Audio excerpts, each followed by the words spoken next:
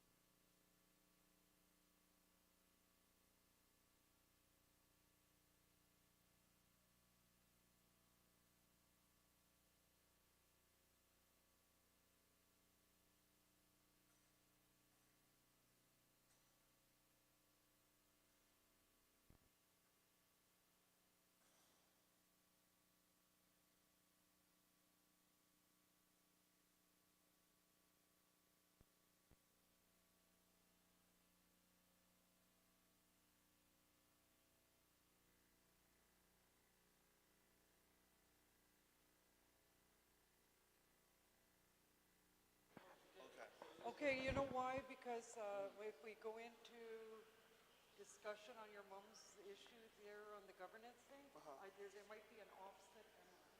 You know what I mean? There's going to be Yes, an books. offset. Yes, okay. Thank you. And I wanted to make sure I could see mine because I have notes on the side as well. Yeah, yeah, you can see your notes for sure. Yeah. Yeah. Well, no, I think we probably will because what we'll do too, because there's a question and answer session. Yeah. So I think we should at least have the chief here too because he may have to answer some of the questions. In the front. Right in front. What do you think? Like that. No? 'Cause I can't move my thing because my cable is not long enough to move. Okay, because it's just that, yeah, I don't care as long as you guys get their table in with whatever. So you don't need the podium, maybe? I don't think so, to be honest. No, yeah, no. The podium stays because when the chief addresses the nation, Yeah. it stays. No, Yeah.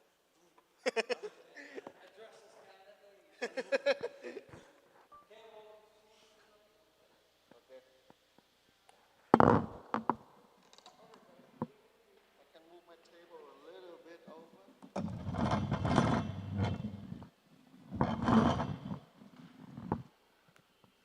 I'll tape it down again.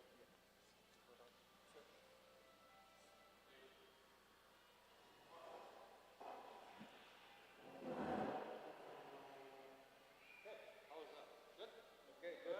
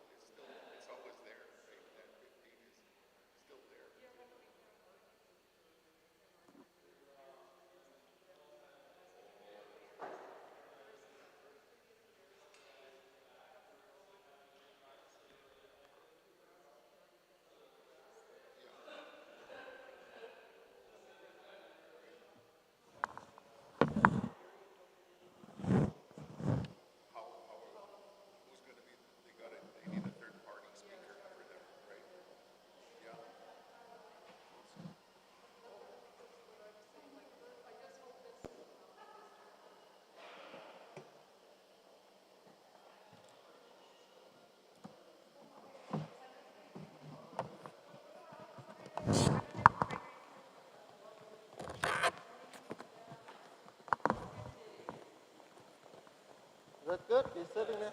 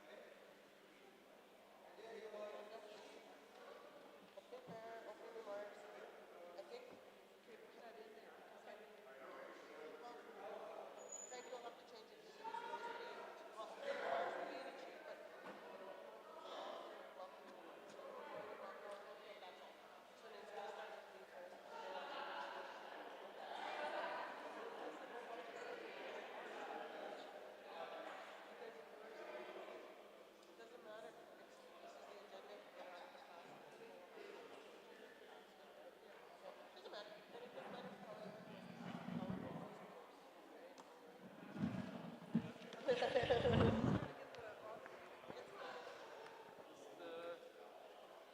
there'll be lots of time. I'm sure it'll be okay.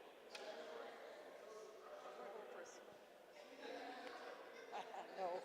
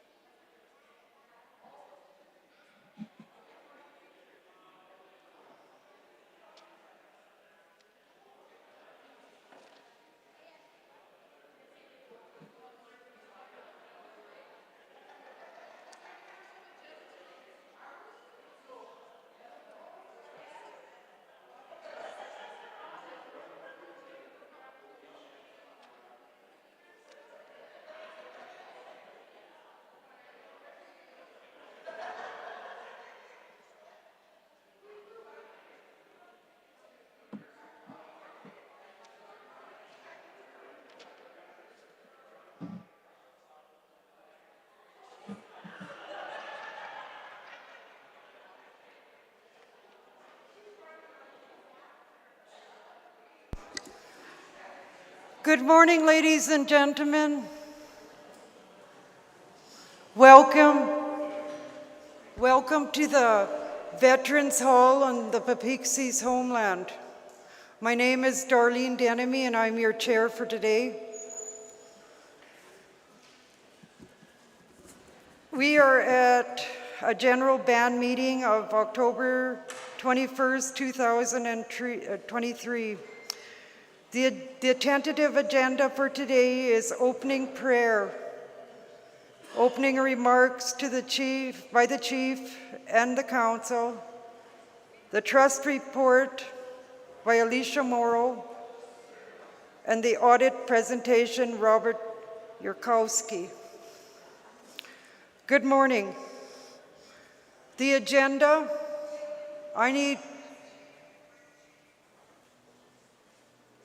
the agenda says opening prayer, opening remarks of the chief, trust report, Alicia Morrow, trust, audit presentation, Robert Yurkowski, 12 to 1 o'clock lunch, Election Act Committee at 1 o'clock, and the Governance Act to follow.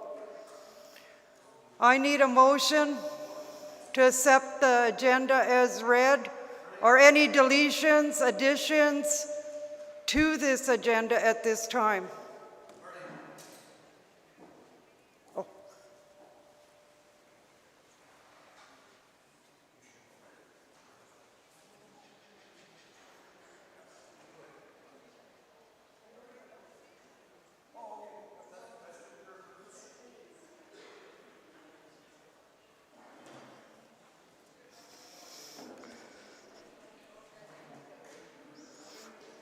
The chair has decided to move the opening prayer before the agenda. Please strike the opening prayer from the agenda. As it is ruled, I call up Alfred Swanson right now to open us in prayer.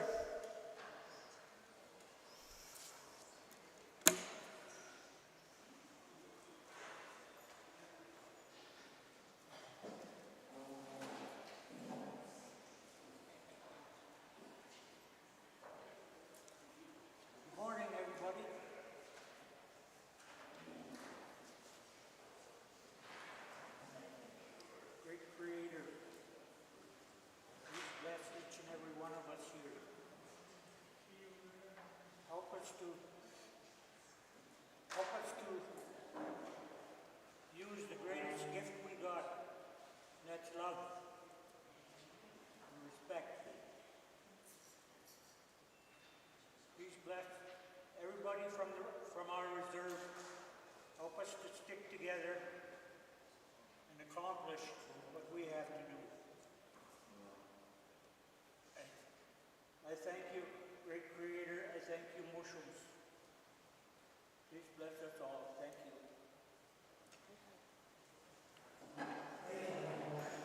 Hi, thank you. That was why the chair has taken it upon herself to strike opening prayer and put it before the agenda. Thank you. The agenda as read, I am asking, is there any additions, depletions? If not, could I have a motion to accept the agenda as read?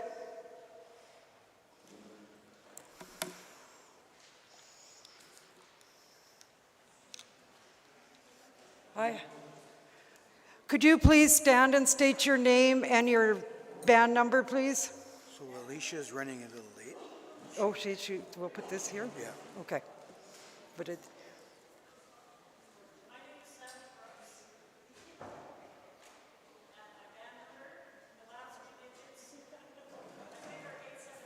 eight.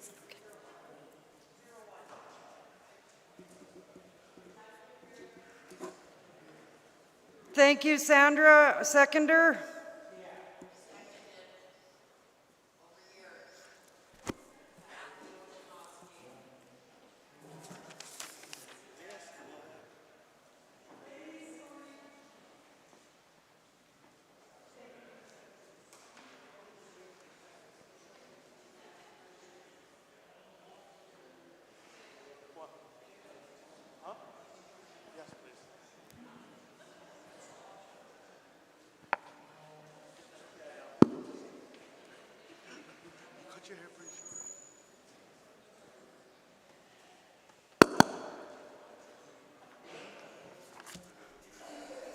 celebrate.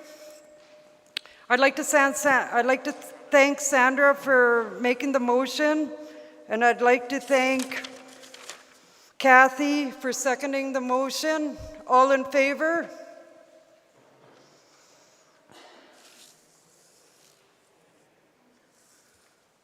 Any nays? Abstentions? Hi. The agenda has passed. The first part of our agenda, I will hand over to Francis Dieter, the Chief of Peepeekisis, for the opening remarks by him and the council. Thank you.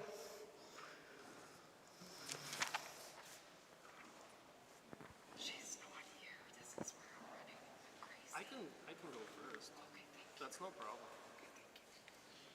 Because I can. Good morning, everyone. I'm going to do it a little backwards because I do belong to that society of the backwards people. So I'm going to start with our Katayak, Our Lady headpersons, headperson Debbie to come up and say a few words, and followed by headperson Cicely. Then we'll go down the line with Headman Allen, Headman Blaine, Headman Des, and Headman Matt. Then I will finish off with my opening comments. So with that, we will start off first with headperson Debbie.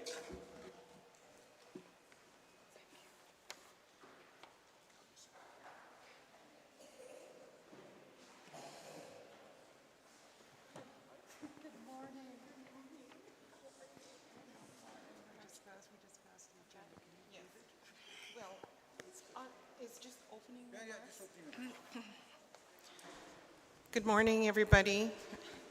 My name is Debbie Hill, the eldest daughter of Wilfred and Winnie Dieter. I am pleased and honored to be here with you all today, and really happy to see everybody here that's here today. And hopefully, there'll be more people attending. Thank you, Alfred, for the opening prayer. I just wanted to express the fact that this is my third year and possibly my final year of being head person, and I know it's for me it's been an honor to serve everybody. That's my job, and it was a real honor. I don't think I'll run again. It's not meant to be a campaign speech or anything, but I just want to give you guys a heads up that I probably won't run again. I've been very pleased to be part of a few processes, and I'm really also happy to be able to implement the values that I was taught by my elders on Peepeekisis. Some of those values are inclusion, equity, transparency, some of those basic foundational concepts that were taught to a lot of us, by our elders. And I see, in the future, I see that we can always improve. Just because we're in leadership, we're not perfect, that's for sure. We're guided by your direction. And for the future, I know that we have to continue to work on deconstructing those colonial concepts, such as borders. Our people are all over Turtle Island. That's our community, is Turtle Island. So we have to continue to work on deconstructing those colonial concepts. It's hard work, but we have to do it. Our future depends on it as a nation. There's a lot of issues happening in the world, as well as in Canada, that could very directly affect us in a negative way if we don't come together as a nation.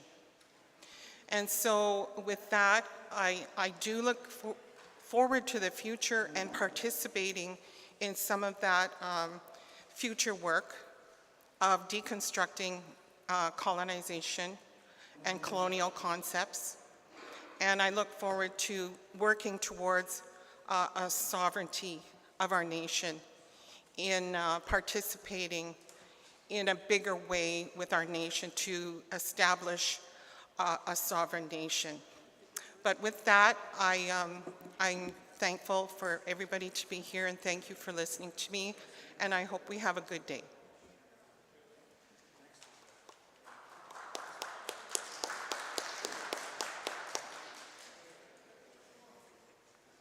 Next counselor will be Cicely Patra. Good morning, everyone. First of all, I'd like to thank Creator today for this beautiful day. As we move into fall, new season, I also would like to acknowledge Architect Alfred Swanson for that prayer this morning. I also want to welcome everyone today to today's meeting. We have a lot on the agenda today, a lot of information, so it's really good to see a lot of people here, a lot of interest in what's going on with the nation. I also want to just thank our auditors and our governance team who worked hard on the Election Act and the Governance Act. So just want to acknowledge everybody that worked hard for us to get to where we are today. I also want to acknowledge the kitchen, who's going to be supplying us our meal, I believe, today. So before I forget that, I just want to thank everyone for coming out. And for everyone online, it's good to see everybody participating and being a part of the band meeting today. And with that, I just want to thank everyone for coming once again. And I know there's a lot of information, so I hope you guys all have all the information you need and ask as many questions as you can today. Thank you.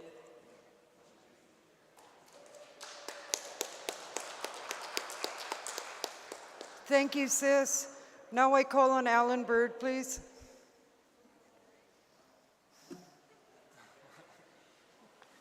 Is that me? It's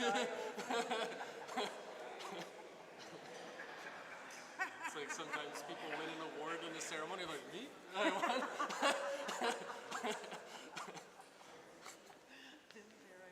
Good morning. I'm kind of shy.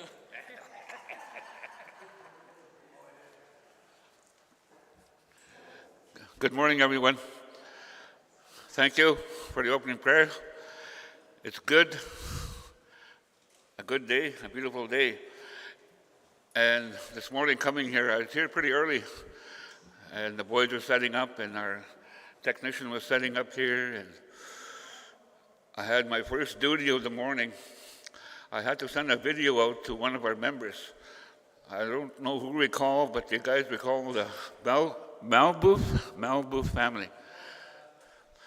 Peepeekisis members, little blackbird.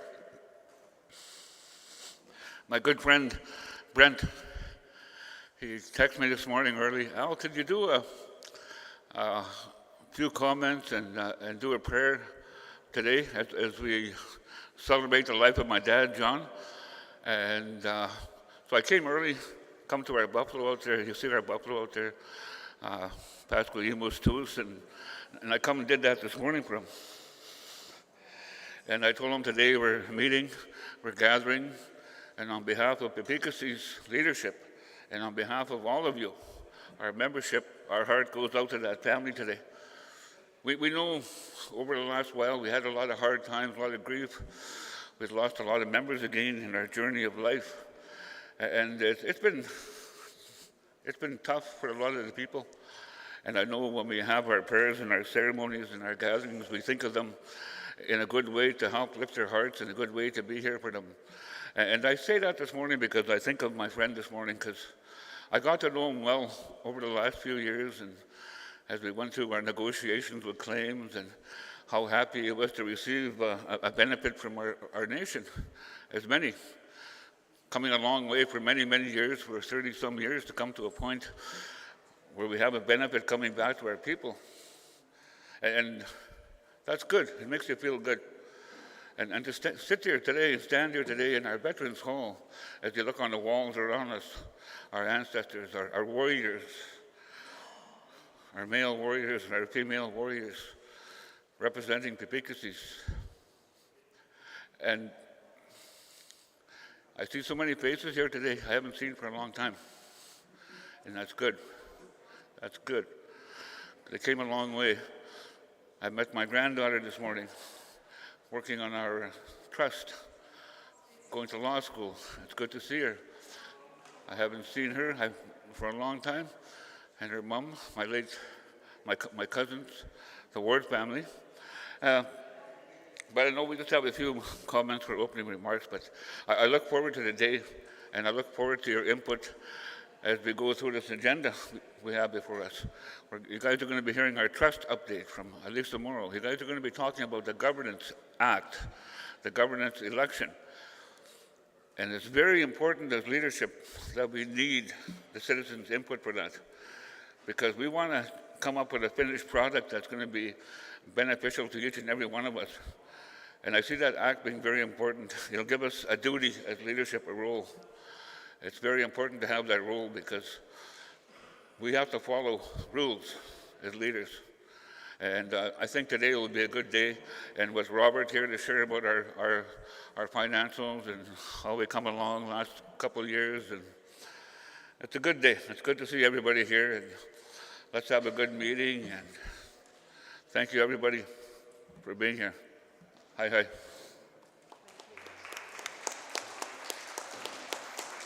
Thank you, Al. I call on Blaine Panay, Headman.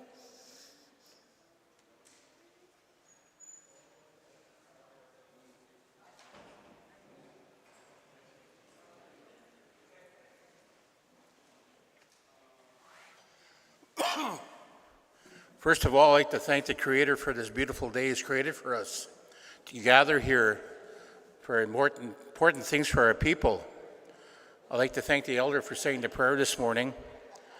And one of the things I have to say is it's a big job sitting where we are, and we have a lot of decisions to make. The 7 of us, we stand together and go fight the government. The federal government is one of the main topics, but just lately we've been having to fight with the provincial government now, and that's taken on a big toll. So like I said, I honor those people here today. I wish there was more people because this is more important for our people. There's so many things happening in our place right now that we need to understand, and here to share that with you.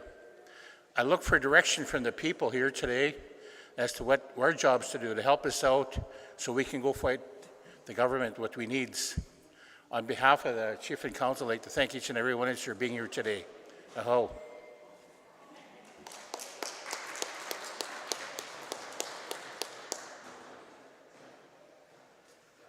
Thank you, Blaine. I'd like to call on Desmond Denemy, Headman. Thank you.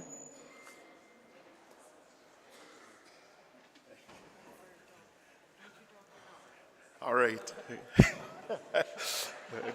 Good morning. Good morning. How would I say this? Some people say Creator. Some people say Almighty. But I want to greet you all in the wonderful name of Jesus this morning. I want to thank everyone that is here that came out. It's good to see my people. It's good to see everyone that is here. I give honor.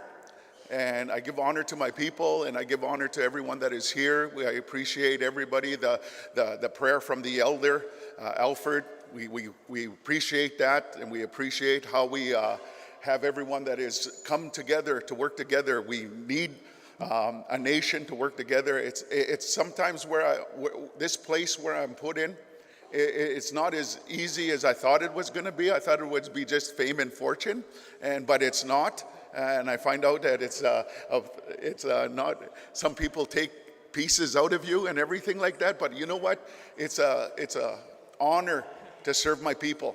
It's an honor to, and I appreciate everybody. I appreciate the chiefs that are present here, everybody that came out and drove this here. Let's have a really good meeting. I just want to say, have a really good day, that we'll have a good day. They told me to keep it short. I talk a little longer, but today I want to say, you know what? Have a great day. Thank you.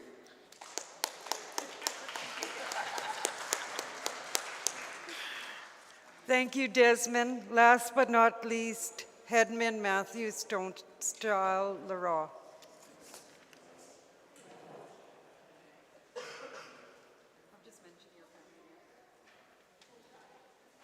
Good morning, everybody. They usually save the best for last. Just kidding. Just welcome everybody online. I'm not sure how many viewers we have online right now, but welcome you guys. Just looking forward to the day. It's a nice day out there. One of our last nice days of fall, I do believe. So we got winter storm coming up, so hopefully everybody's preparing for that. Getting your yards picked up, garbage picked up for snow removal, just stuff like that. Hopefully everybody has something to deal with in the cold when we get the cold snaps coming through.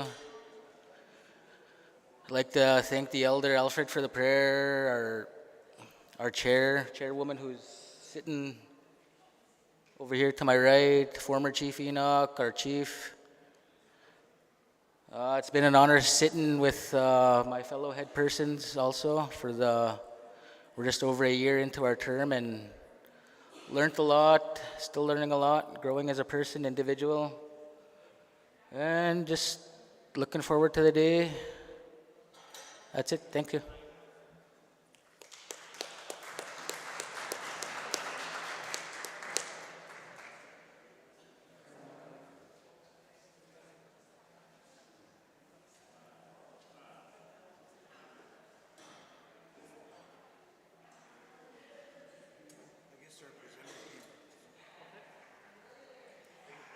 Thank you very much. Now I call on Francis Dieter, Chief of the Peepeekisis First Nation. Thank you. Again, good morning, everyone. I want to thank our Creator God, our Heavenly Father, for allowing us to wake up today and come here today. I want to thank my Katayak, my uncle Alfred Swanson for, where did he go? No, he's not here now. For opening us up in prayer. To our members here, thank you for coming. To the ones online, I also thank you for zooming in. To our headmen, our head persons, I thank you for those opening comments. To our Madam Chair, I thank her lots. It's a big job chairing a meeting. Very briefly, I'm just going to touch a little bit on the cows and plows. And as you're all aware, it's posted on the other page that it has been executed on October 17th, which means the minister signed off. However, we are still waiting for a letter, an official letter from the Government of Canada and a signed settlement agreement, right, from the minister. But those will come shortly. I was hoping they'd be here before today, for today's meeting. But so the clock started ticking October 17th, which was 5 days ago. So we have 40 days left. November 30th is the 45th day. I don't want to guess when the money will get here, the funds, but as soon as that happens, again, we will let you all know. There will be a application form posted on our site. It's just like before, like our last specific claim. Please fill it out. We will need all even though we have your information, we will still need it in case somebody has some updated information, like banking information. On there, they'll ask you if you want to receive a check or electronically transferred into your account. You're going to have to check off a box. So the money is coming. We don't have it. I don't know when it's going to come, but like the agreement says, we have 45 days once the minister signs off. So November 30th is the 45th day. In the meantime, we still have a lot of work to do as headmen, as council. We still have to meet with Minister Gene Mikowski of the Saskatchewan Party. He's the Minister of Social Services. He did agree to a follow-up meeting. We are trying to get a full exemption, and hopefully we can. Precedence has been set already from another nation, so it's going to be hard to try to get that full exemption, but we're going to fight tooth and nail for our members that are on provincial benefits. So with that, I'm going to turn it back over to Madam Chair. We're running late. It's going to be a good day. It's going to be a long, short agenda. We do have our first presentator here now. So with that, I want to say hi. Thank you very much.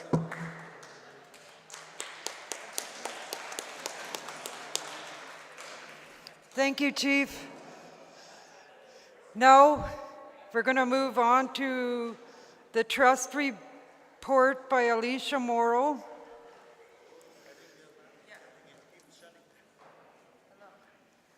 This is Alicia Morrow. Hello, everybody. Let me get this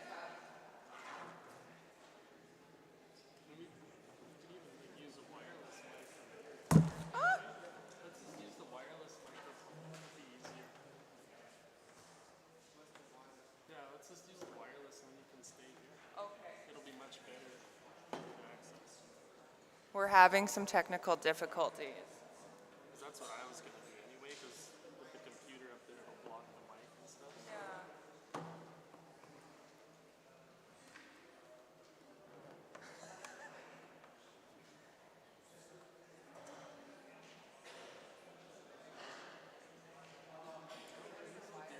I can't. No, we'll get a wireless. It was just, It's here somewhere? he's got it already. Okay. Oh, we got the wireless. That's fine. That'll work good. That one. You can stand here and present. I'll point the camera. Okay. Okay, hello everyone. Thank you guys for your patience. So again, my name is Alicia Morrow. I'm one of the 5 trustees. We have Sandra, Frida, and Bill here. So there they are. Hi, everybody. So I just kind of want to walk you guys through some of the key objectives of the trust was to create settlement funds from the File Hills colony. The trust is intended to last forever.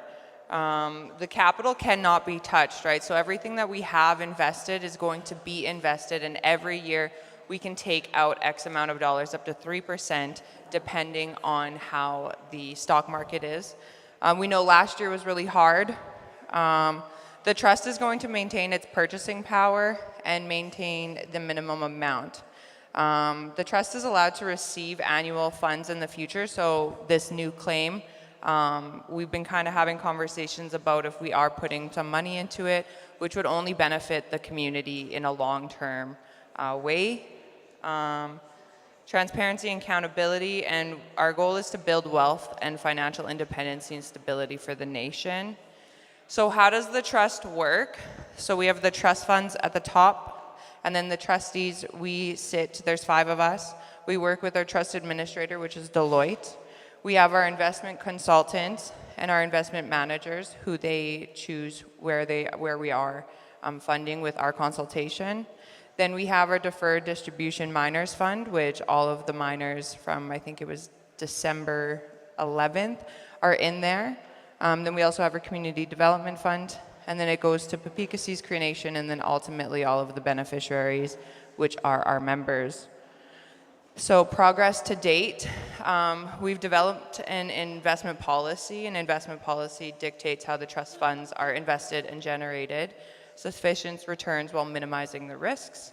We have selected an investment consultant, which is Hub Protus, and selected the investment managers of PHNN and then Triasima. They're both really amazing companies, and the people have been very, it's been great to work with. We've obtained a clean audit opinion from the 2021 and 2022 trust audits, so our trust audits would be available to community members. We have invested $76 million, which went to the Community Benefit Fund. We have $11.1 million in the Deferred Distribution Fund, that is the miners' money, which it is generating interest on it. The first year was a little bit challenging as we didn't make a lot of money because of the stocks and things, but we did come to an agreement that we would always be handing out $15,000. So that's why some of the miners didn't have interest on it, is because we didn't make enough money to off our stocks. So we just made a decision that we were going to pay everybody $15,000, and that's where we're kind of at.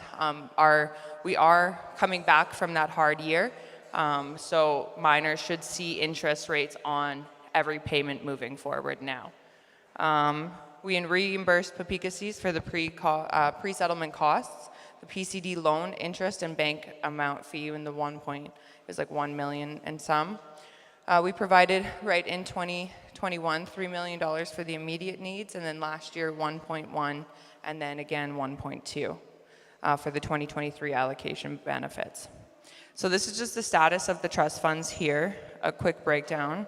We had 150 million. We had to give our legal fees, repayment of the negotiation loans. So that totaled to 126 million.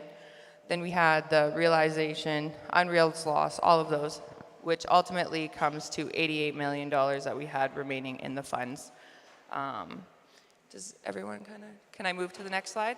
How's everyone feeling? So this is kind of how our assets are mixed, is we have in our total plan, bonds are 36, 2% in real estate, emerging market equity, and then 31% in global equity, and 25% in Canadian equity, and then cash and equivalents, which is 4%. The miners distribution fund is made up of 84% of bonds, 5% Canadian equity, and 11% global equity. So bonds, we've never seen anything like this happen in a long time in the history, is that the bonds actually had taken a really big loss, which I think equated to about 11% loss. And bonds are usually a safe investment, but because of COVID and the things that are happening in this world, it really impacted our miners distribution fund by I think 11%. But the good news is we are growing from that, and we are building our portfolio. So annual funding process. So the allowed uses of the trust. So this, every year, we meet with Chief and Council, and they develop a plan of where we're going to see some of the money from the trust going into. So us as a trust don't necessarily have, we don't make those decisions. What the community does would be meeting with Chief and Council, you guys propose, and then they come to us with a formatted letter.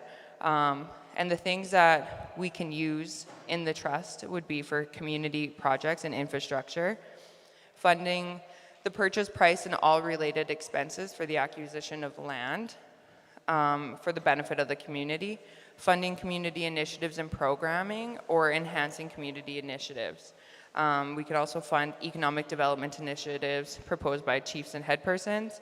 The trust will not take personal applications of funding, and the trust does not allocate the per capita distribution. So in order for our per capita distributions a year, Chief and Council will put that into our the request at the beginning of the year for the following year. So I do know that it was put in from last year, so we do get that this year. A maximum annual payment, determination of the maximum annual payment. So it depends on every single year. So I think bounded by the trust legislation, we have up to 3% of what we have made in the year prior is what we can which we can give to the community. So as soon as it's practically feasible for the following to start each fiscal year, the trust shall determine a maximum annual payment that can be used from the Community Development Fund. So I believe for the last 2 years it has been 1% from what we have generated from the capital. So that's why it was 1.1 and 1.2. So we're hoping that we can see up to 3%, which would be $3 million a year to the community. But again, bear with us, the stocks and everything have been a little crazy.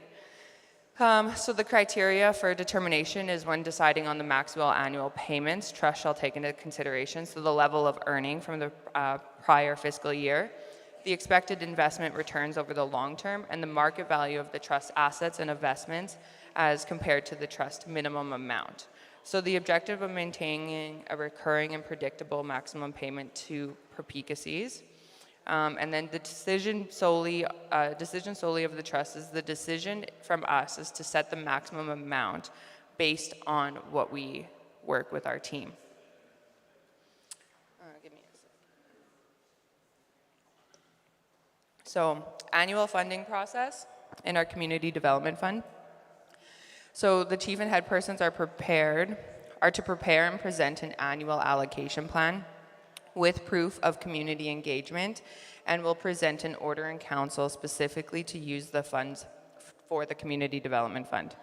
So in this process, the trust shall work together with chief and head persons to take into account the Peepeekisis Cree Nation community visioning report and other long-term plans which have been presented by you guys, the membership. Any existing or anticipating programs offered by PCN, which are funded with other resources, and other steps as holding community meetings to ensure the use of the CDF for the long-term benefits of the community. When the allocation plan has been finalized by chief and head persons, the trustees will make payments to PCN in accordance to the allocation plan. Any amount paid by the trustees to PCN in any year pursuant to all the fun legal stuff, section 4.34, is that not to be used in accordance with the annual allocation plan will be recontributed to PCN to the trustees. As addition to the capital, as soon as it's practicable following the completion of the financial audit. So we don't actually give the next year's funding until chief and head persons have given us the audit from the year before of how the funding has been spent. So 2023 annual funding was the Christmas distribution at $250 a member. That is $650,000. From that, we have a Christmas meal, which was $70,000 for 8 different locations.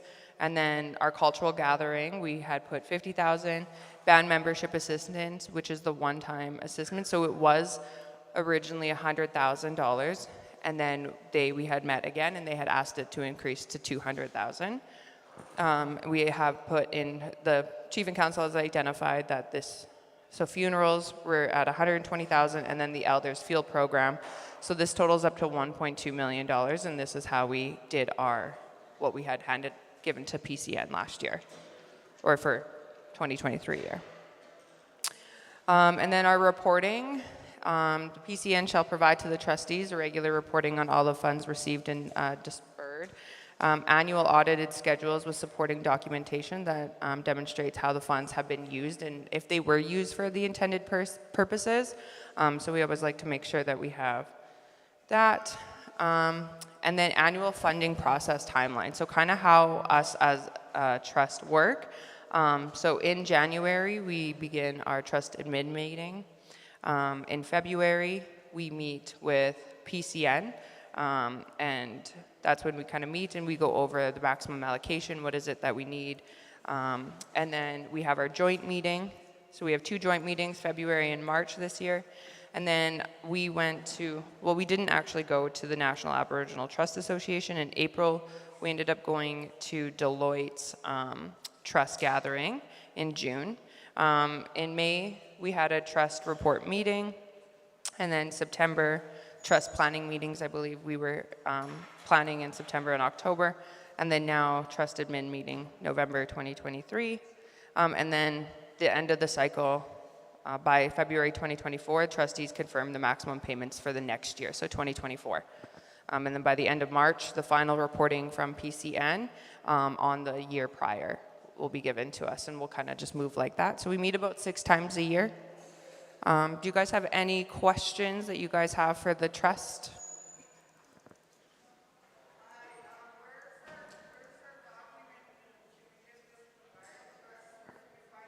This is on the app, I believe. Okay. I'll switch. So we have them printed out at the community meetings, as well as I think you can find it on the app. And then we also have a Peepeekisis email. Do you guys know it?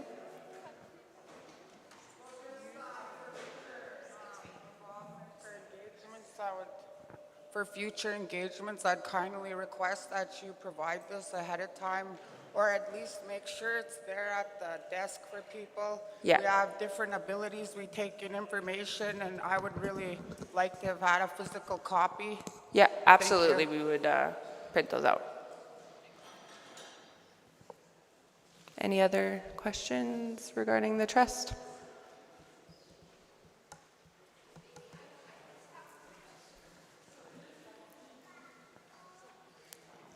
So just for clarity, it says that there has to be a process where the membership is involved in deciding things like that. Can you clarify what membership means? Does that mean community or entire membership? Like memberships of Peepeekisis, so you guys would communicate with chief and council on a needs basis, so whatever the programs are. You guys can communicate with chief and head persons to then say what the needs might be for the next coming trust allocation.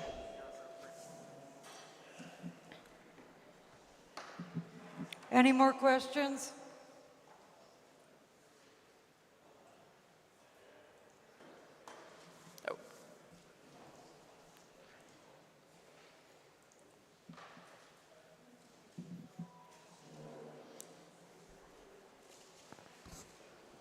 it's just something that I was just aware of. Maybe it was there before or I wasn't paying attention.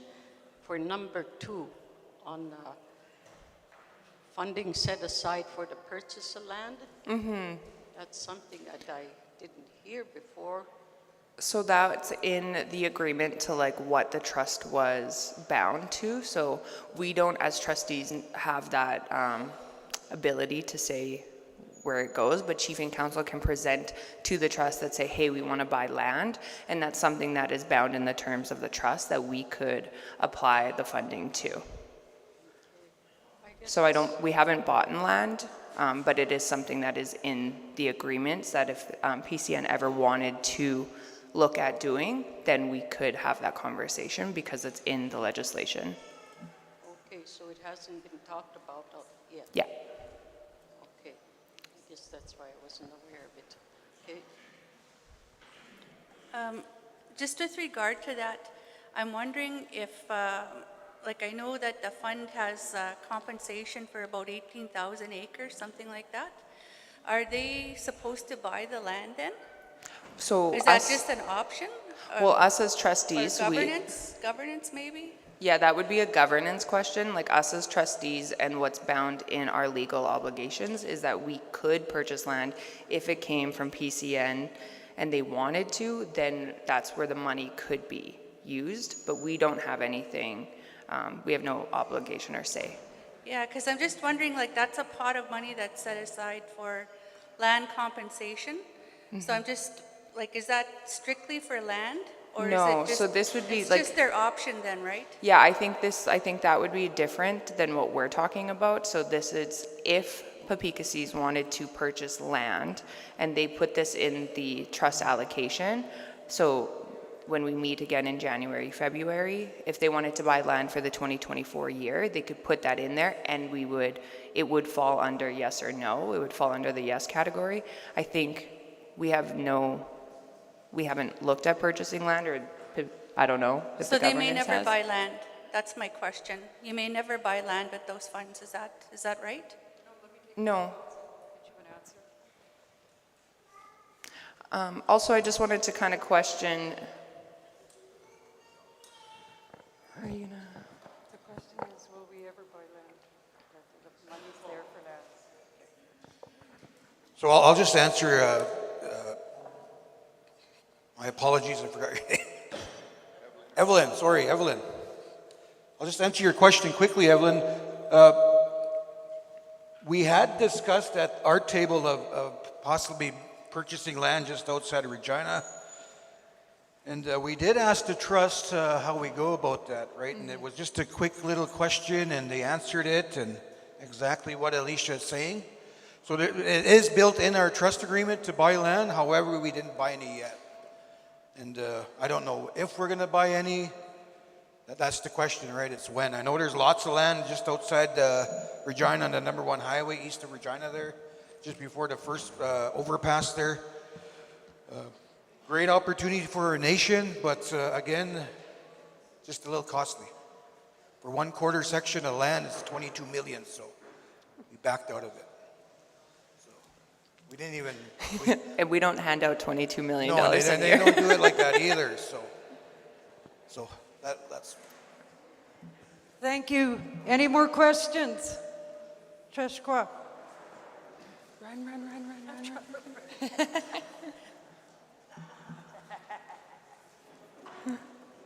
Thanks, Darlene, and thanks to the trustees for all the work that you've been doing on this. It's appreciated that we can see this, the numbers that you showed us. But Yeah. just a quick question, it's very brief. Can you remind us and tell us who's on the trust once again? I don't remember. Yeah, so myself, Sandra, right there, Frida, William, and Riel. Yeah. Any more questions?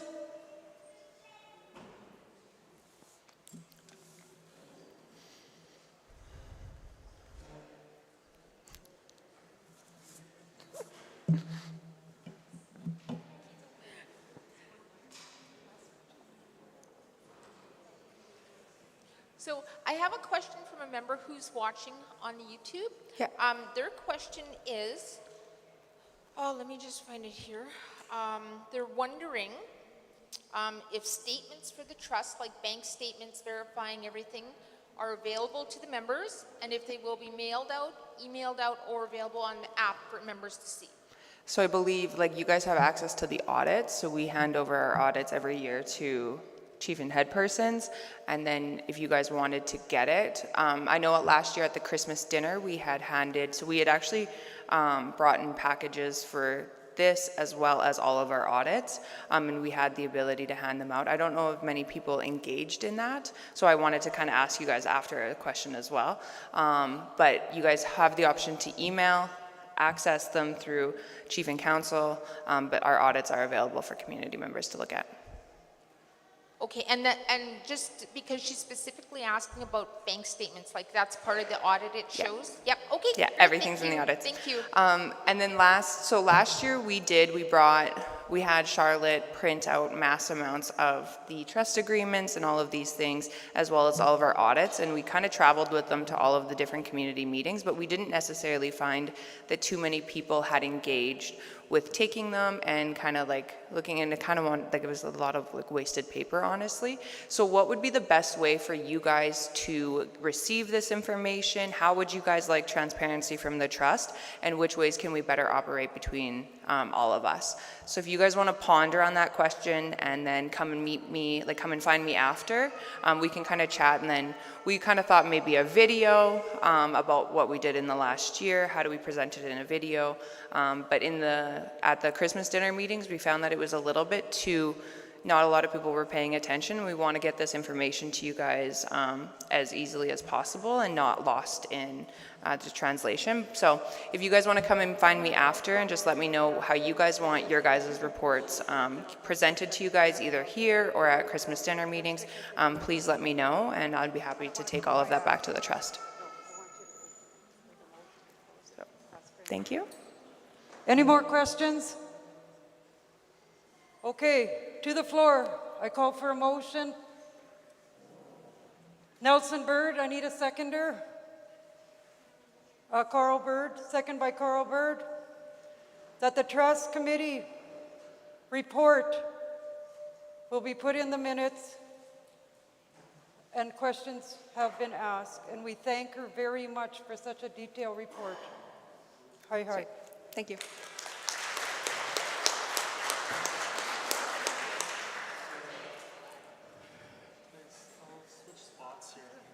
Next, I'd like to introduce Robert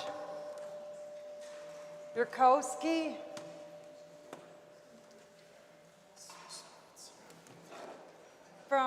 These are the auditors. He's going to do a presentation on the audit of Peepeekisis monies. What do we need?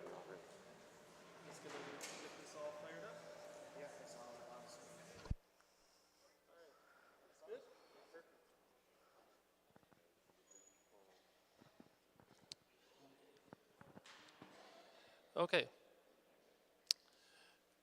Thanks everyone for inviting me to present to you today.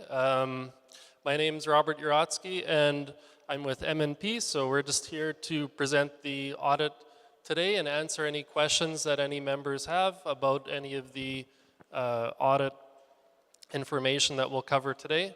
I'll try not to take up too much time because I do want to make sure that I leave a fair bit of time for members to ask questions, so I'll try to keep it to about 25 minutes to half an hour to leave about half an hour or so for questions afterward.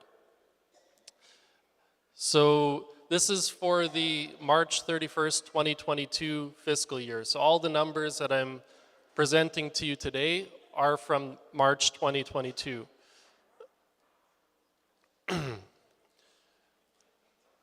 So to start things off, just to talk about what our role is as the auditor. So we examine the underlying records of the nation that goes into these audited financial statements to make sure that the financial statements present fairly in all material respects, so that there's no errors or differences that would be of significance that are not corrected. So the audit report doesn't deal with anything like the financial health of a nation. It's just simply saying that the numbers that are in the statements are fairly presented, that those numbers are accurate, and that all disclosures required have been made. Management's responsibility for the financial statements is that basically they prepare the underlying accounting records.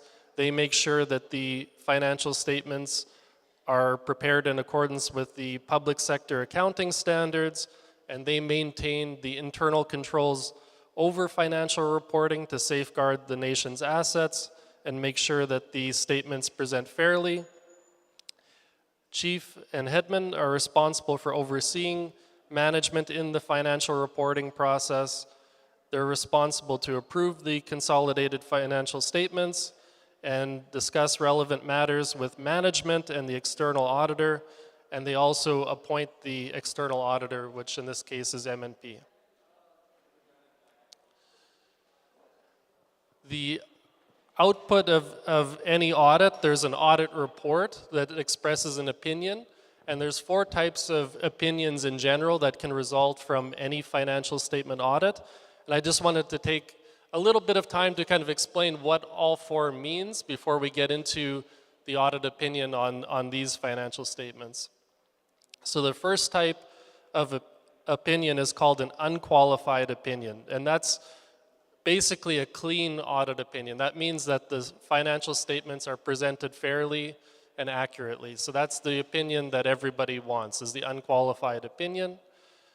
And then the other 3 are opinions that would present some type of issue. So in a qualified audit opinion, that would mean that there would be an error that would be significant enough that you couldn't have a clean audit report, but then in the audit report we would have to explain what that error was, and then with that we would issue the statements.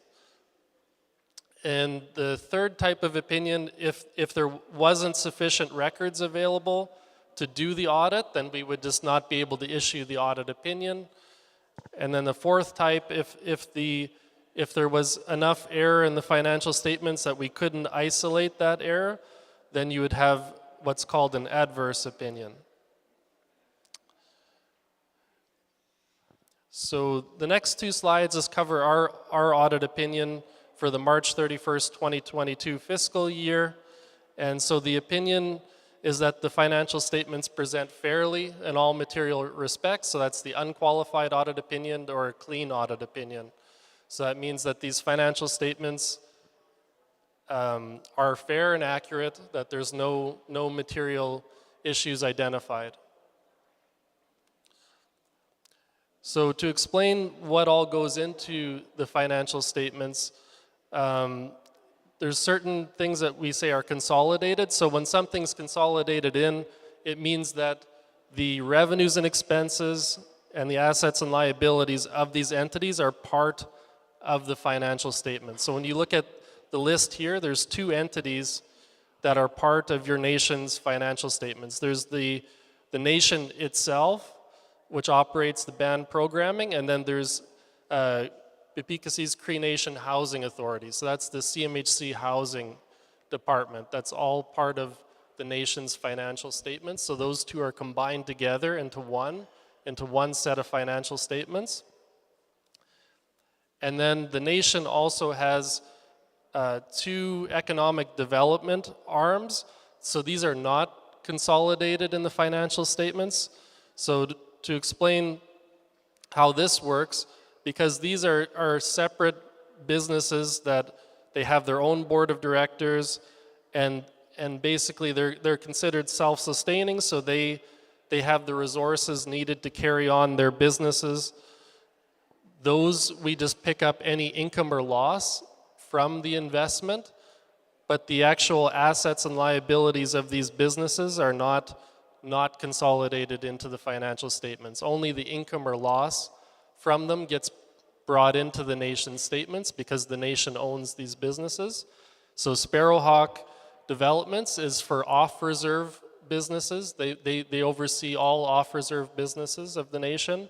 And then there's Peepeekisis Developments Limited, which would oversee the on-reserve businesses. So it's broken down into two separate economic development arms. And then lastly, looking at other economic interests. So the nation is a member of File Hills Qu'Appelle Tribal Council. So the revenues and expenses of the Tribal Council are not consolidated in these statements. They basically provide services to the nation, and any program funding they provide is picked up in the nation statements, but File Hills Qu'Appelle is separate, so they have their own set of statements that's not part of the nation's financial statements. And then lastly, the Children's Future Home Fire Trust is a separate entity with a separate board of trustees, and it's not controlled by the nation, but is run for the nation's membership by that separate board of trustees. So the trust is not part of the financial statements. That has, as you saw today, it has its own audit with its own set of statements. So those are not part of this set of statements today. So now we'll go into the numbers. So starting with the statement of financial position. So this goes through the assets and the liabilities of the nation and the resulting net assets or net debt.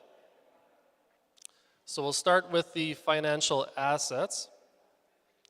And you'll notice there's very significant changes in the numbers this year. The comparatives are unusual in the sense of that there was the trust money received, so the settlement money received this year.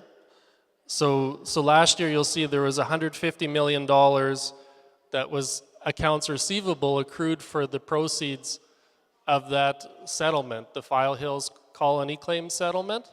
And so that was received in the current year and then paid out to the trust. So that's why you see the receivables drop so significantly from $150,823,000 to being only $1 million this year. So that's kind of a one-off, unusual situation to have that $150 million receivable.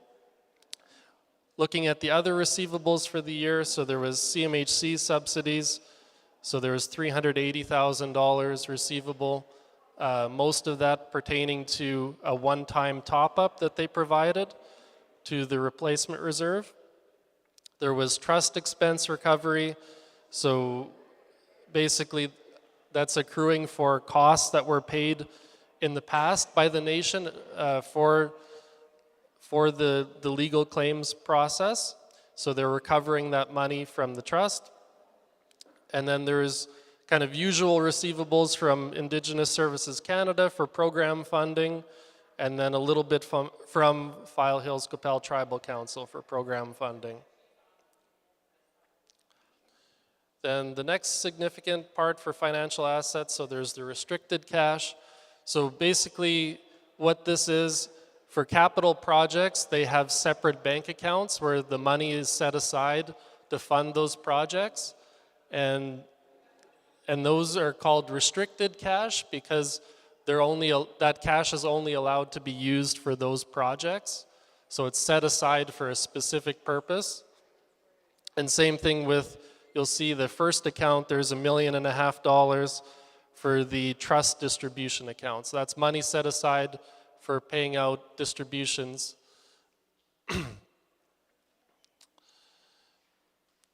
So with that, there was $4,840,000 set aside for the trust distributions and the capital projects.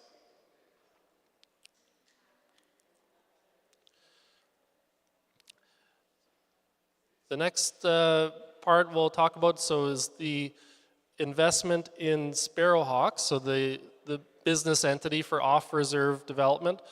So basically for the 2022 fiscal year, this was just startup costs, so the business was not operating at that time.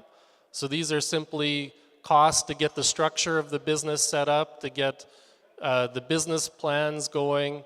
So those costs were paid by the nation. So the nation contributed approximately $200,000 towards those startup costs.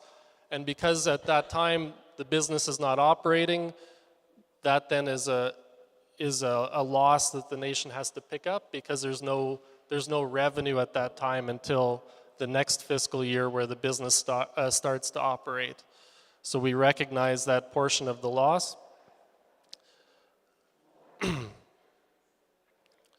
So then Sparrowhawk, the main business that they'll have is that Temple Gardens Hotel and Spa. So that began operating in the 2023 fiscal year. And I'll talk about that a little bit more later on in the presentation. The next significant thing to cover is going through tangible capital assets. And so what I did on this slide is breaking down, this is the capital projects that are under construction. This is what they're estimated to cost and what has been spent to date. So the big ones, there's really three major ones. The community hub, so that's all this complex here. So budgeted cost was $16,700,000, and as of March 31st, 2022, there was $10,796,000 spent. And then on the water treatment plant upgrades, so there was an $8 million budget, and as of March 31st, there was $7,374,000 spent. Then there was the water distribution system is the third really large project, so that has a $12,181,000 budget, and that was just beginning, so $316,000 was spent for initial costs. Some of these smaller projects, there's school renovations project, $1,684,000, of which just under $1 million was spent. And then there's the CMHC houses that are funded by CMHC loans. So those were both under construction for phase 13 and phase 14. And then there was a road construction project, which was just getting started, which has a $500,000 budget. So in total, there's $40 million. And then of that, $20,995,000 was spent.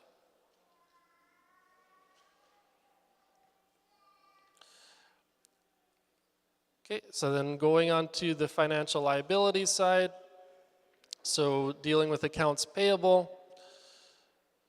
So there's a few large items there. So one is the per capita distributions payable. So what this is the PCD checks. So there's a lag between when the payment is approved versus when someone picks up their checks. So then there's a payable there for checks that are payable. So $240,000.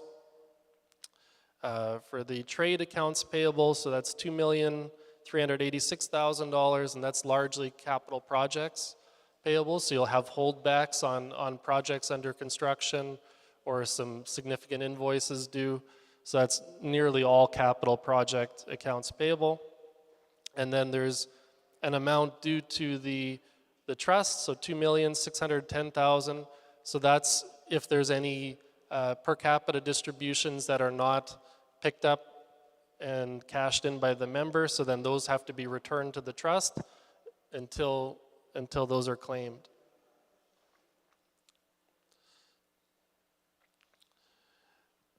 Next is what we call deferred revenue. So to explain what deferred revenue is, so that's a case where there's funding received for a specific project, and we can only recognize the revenue as that funding is spent for that related project. So until it's spent, it has to be shown as a liability, which then recognizes that there will be costs in the future in order to earn that revenue. So there's four key areas that have deferred revenue. So the water treatment plant and distribution system. So they started the year with approximately $2.3 million that was received but not yet spent for the project. They received $605,000 in contributions of additional funding for those projects, and then $452,000 was spent. So then that ended the year with $2,441,000 of deferred revenue remaining. Then there was the school renovations project, so $207,000 starting the year. Then $1,240,000 was received for funding, of which $784,000 was spent, leaving $663,000 approximately remaining for future expenditures of that project. Then the road construction project had carried forward $405,000, of which $33,000 was spent, leaving $372,000 remaining. And then for COVID-19 funding, so there was a lot of COVID-19 funding received in the 2021 fiscal year, right towards the end of the year. So then that ends up getting deferred into 2022 and was spent in 2022. So nearly all of the COVID funding was fully spent, with only $92,000 remaining to be carried forward into the next year.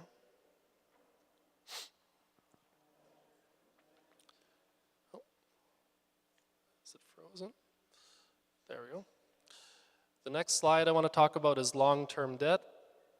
And the first thing I wanted to point out, so there was a payout of the loan that was used to finance the legal claim that resulted in the $150 million settlement. So that was paid out by the settlement. So the loan is paid at the start, and then the remainder goes to the trust. So in my green and blue, or sorry, not green, yellow and blue chart there, I don't have the 35 million because it would then not fit, like everything else would become so small you wouldn't be able to see it. So that's in the prior year, in the 2021 year, which was paid in 2022 when the settlement was received. As far as other loans, so there's the CMHC housing loans, and with that, so just to explain kind of how the CMHC loans work. So CMHC provides an annual subsidy that pays for the costs of these loans. So essentially, CMHC provides the housing. As long as it's staying within budget, the subsidy received from CMHC will pay the cost of these loans. So this is what we call good debt. It's in the sense of it's paid by an external third party. So it's not really the nation having to pay these obligations for the CMHC housing. So you'll see this year there's $3,230,000 owing on CMHC housing, and that's because there is 2 new phases under construction. So there's a little bit more owing for this year. On the band debt, so this would be debt for the community hub. So this is debt that's paid and funded by the nation. There's no third party that funds this debt. So in 2023, the community hub loan grew to $6.7 million. And last year, the community hub had only $1 million in the loan. So as the construction progressed, there was more drawings on the loan for the community hub.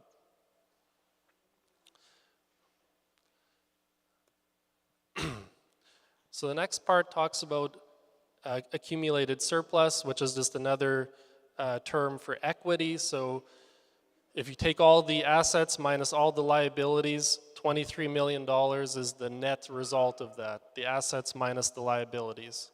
So looking at where is the equity of the nation, so $21,610,000 is in capital assets. So all of the community buildings, the housing that's owned by the nation, that's where largely most of the equity of the nation resides.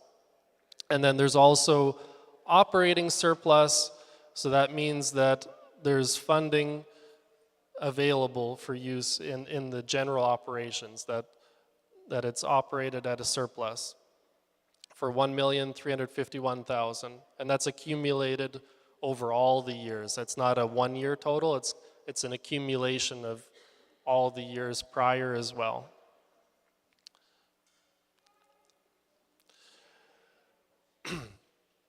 The next section of the statements, we talk about net financial assets or net debt.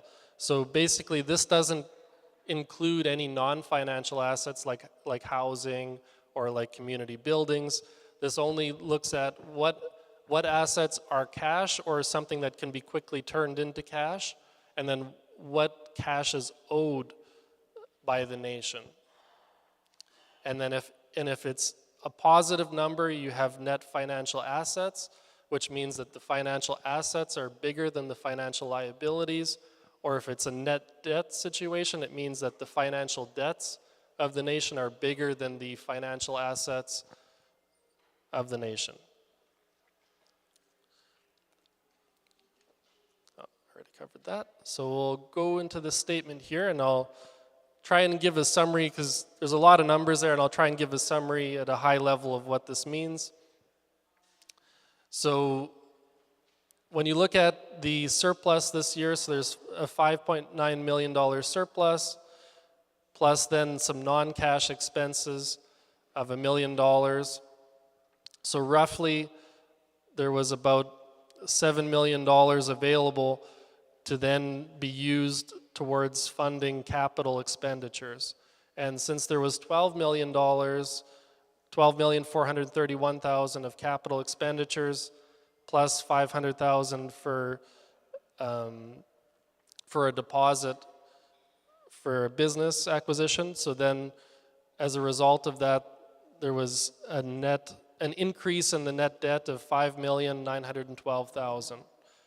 And the nation started the year with a net debt position of $3,161,000. So the year ended with a net debt position of $9,073,000. And so basically, what that means is in future years, that $9 million would have to come out of some future funding source to pay that back. So whether it's a future settlement or business profits in the future or whatever source is determined, but there would be $9 million that would come out of future funding or future profits in order to pay for the past costs of those capital assets. Next, we'll go into the statement of operations. So that covers the revenues, expenses, and the result. If you take revenues minus expenses, there's either a surplus or a deficit. So talking about the revenues here, you'll see the main source of funding is Indigenous Services Canada, which provides program funding. So this year, that came in at $13,584,000. Last year was $14,463,000. And you'll see that number varies up or down pretty significantly because how it works is capital, they fund some of the capital assets that are acquired. So say the water treatment plant upgrades or the water distribution system. So we only get to recognize those revenues when they're spent. So depending on when they're spent, that's when that revenue will show up on the statement. So that's why it varies up and down based on when those capital project monies are spent and earned. So the program funding itself, the only more significant change also is COVID-19 programming. So in both 2021 and 2022, there was significant programming dollars for COVID-19 related costs. Another significant revenue source, there was CMHC. So that provides the subsidies to pay for the CMHC loans and operating costs. And as well, there was a one-time special top-up subsidy, so topping up the replacement reserve, which is money then used to renovate the existing homes. So this year there was $606,000 provided by CMHC. Last year there was $246,000. So the difference is basically that top-up funding, which is a one-time thing. That's not a recurring situation. And then there was a contribution from the trust this year, $3 million contribution. The other revenue, you'll notice, is up a fair bit this year, so $1,532,000. Last year was $761,000. So with that, there was a significant donation that came through. There was also money from Prairie Valley School Division. There was insurance claims that came through and some new grants this year as well. So overall, a significant increase in the other revenue. The Tribal Council provided $847,000 of program funding.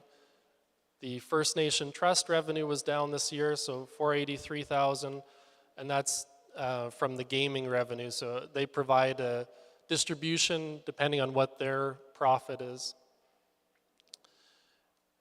And then you'll see expense recovery from the trust. So that was for reimbursing the nation for costs that were paid years ago for handling this claim. And then going into the expense side, so the larger, so I included the top 10 expenses on the slide. So you'll see salaries and benefits were up this year, so there was COVID-19 top-up pay that came through this year for $323,000. And then there was also $205,000 of additional pandemic-related programming that was funded by Indigenous Services Canada. So that's the increase that you're seeing there. For contracted services, so that came in at $1,679,000. And again, that also was increased because that includes a lot of pandemic-related programming and services. So a lot of it ends up going through contracted services. Social assistance, so that came in at $1,173,000. Last year was $1,390,000. And so that's also in both years was higher than normally it would be. So with the pandemic programming, there's additional money going through for member assistance. And then on the other assistance line, you'll see that it was $897,000. Last year was $242,000. So that's assistance provided and paid for by the nation. So as the trust money was coming through, there's more funding available for member assistance. So there's more paid out. The other costs, the other significant change was community events. So this year, $335,000. Last year was only $40,000. So that's because the powwow, there wasn't one in 2021. So it's a lot less cost for that. And with that, I'll go into the note for the creation of the trust. So to kind of summarize what this is all saying, it's going through the dates that everything was set up. So there was the $150 million proceeds from the Government of Canada for the File Hills Colony claim. And so basically on December 11th, 2020, the nation voted in favor of accepting the claim. There was a trust set up to handle the claim, so that was signed on March 3rd, 2021. And then the proceeds of the claim were provided to the trust April 8th of 2021. And the trust money, or not trust money, sorry, the settlement money was also used to pay the native claims loan that we talked about earlier. So the $35 million was paid out from the trust, or not the trust, the claim.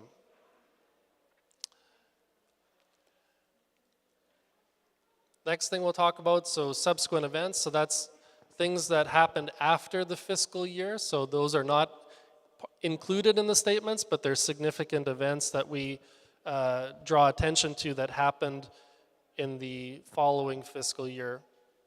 So a number of things here to talk about.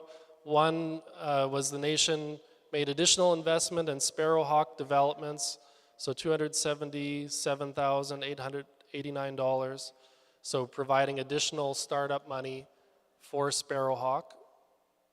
There was also 2 loans taken out by the nation, one for $3 million and one for $1,500,000. And those were to provide, again, startup and kind of equity and into Sparrowhawk. So they're technically a loan that Sparrowhawk has to pay back to the nation, but it's $4.5 million to help them with the renovation costs for that Temple Gardens Hotel and Spa, and to help them kind of get going. And then as far as Sparrowhawk, so the key activities, so they bought the Temple Gardens Hotel and Spa for $23,350,000, and this purchase was financed through vendor financing. So the previous owner provided temporary financing. So there was a $24 million loan that was signed by Sparrowhawk with the vendor, and that's at 2% interest per year for a term of 4 years. And then also subsequent to year end, so the Community Hub project was completed on April 20th, 2023. So that's the events that happened after year end that are significant to the financial statements. And then with that, separate from the financial statements, there's a statement of remuneration and expenses for chief and council. So this goes through basically the wages and travel costs of chief and headman. So you'll see here, so headman received a salary, $67,267. The chief received $77,579. And you'll see also Colin Stonechild's amount was a little bit higher, and that's because upon completion of their term, they get a little bit extra as a final payment. So there's received $7,500 extra as a result of that, which is a one-time thing.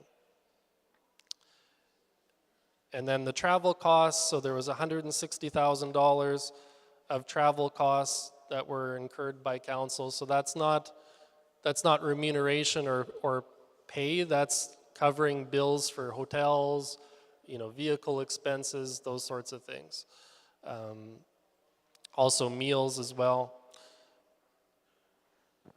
And so that lists out all the travel costs by councillor.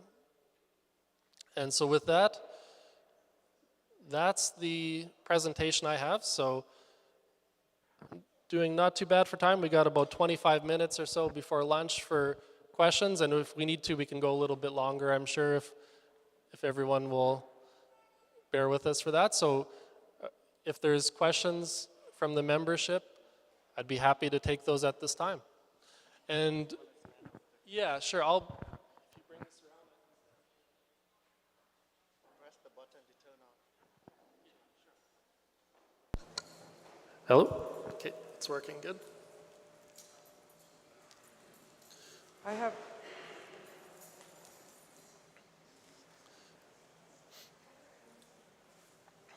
question time now.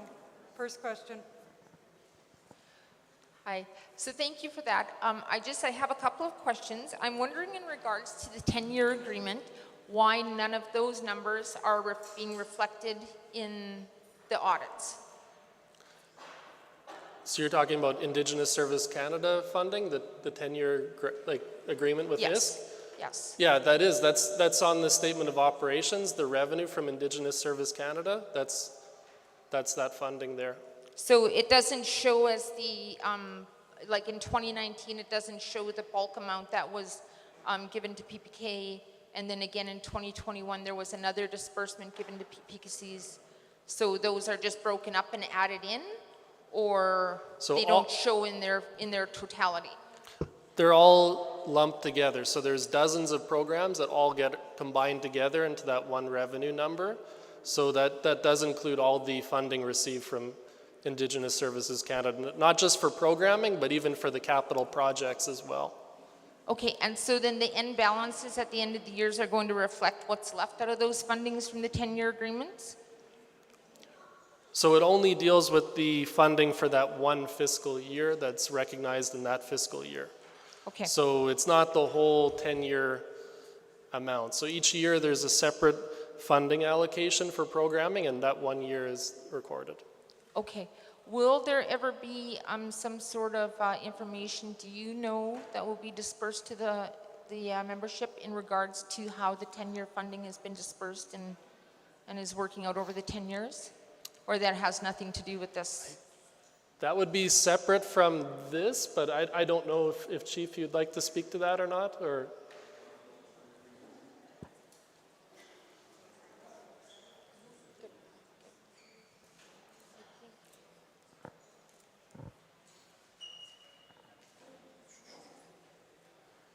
Okay, so the question is, will there be any engagements regarding the 10-year grant?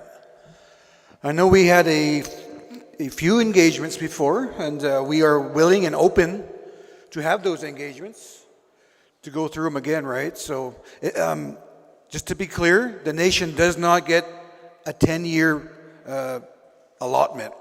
It's still based on yearly, sometimes quarterly. Actually, it's quarterly.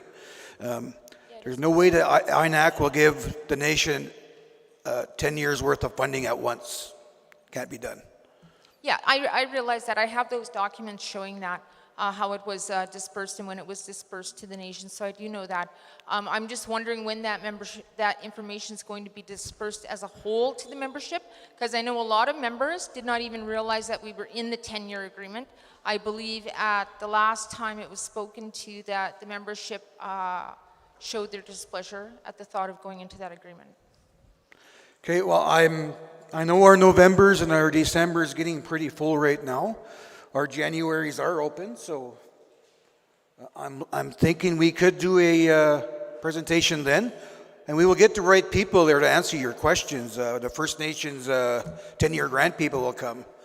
I don't know if this guy needs to be there, but our head staff will also be there to help us answer those questions.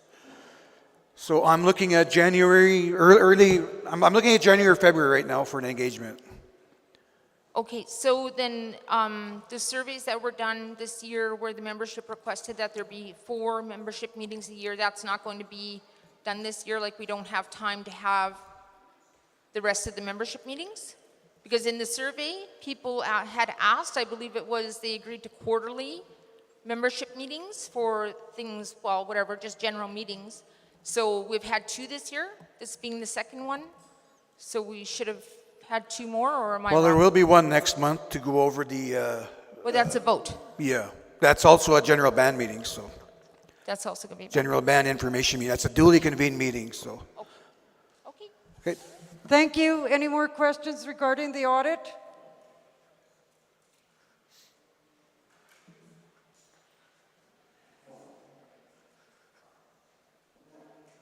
Any more questions?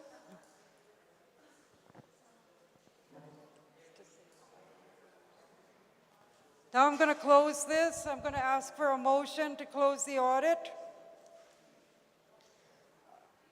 Roxanne Ward has made the motion for the audit as it is presented. Trevor McNabb has seconded. Oh, you have a question. I'm into a motion here. I was already getting you a second.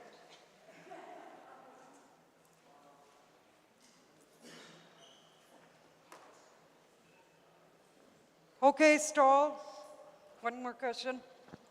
This is for the water treatment plant Yes. upgrades and water distribution. Wouldn't that be all included in one, or? So I guess the schedules from Sal Engineering that we get did have it as one at the beginning, and then it's now, they're reporting it separately on 2 separate schedules. But so why is that? That part, I'm Maybe not sure, Chief but Counsel could answer that for me. But that is the way it's showing on the schedules now is, but it's all related, right? So it's not like it's a radically different thing.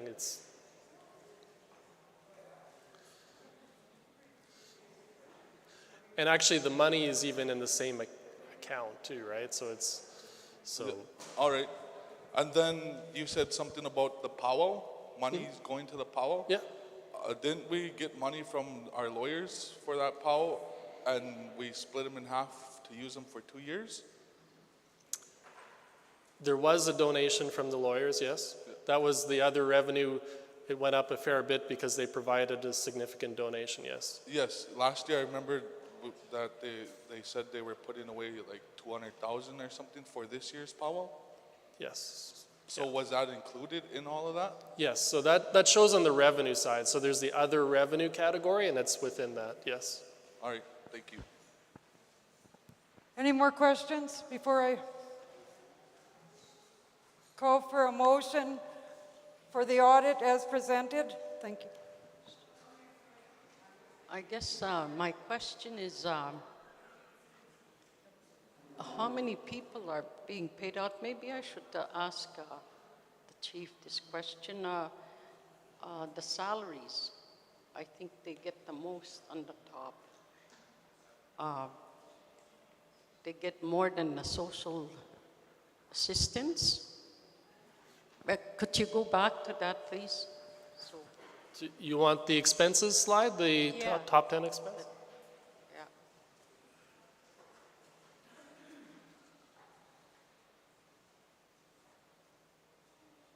This one right here. For 2022, salaries and benefits, they get the most. They get more than social assistance. So how many workers do we have? How many people do you pay out altogether?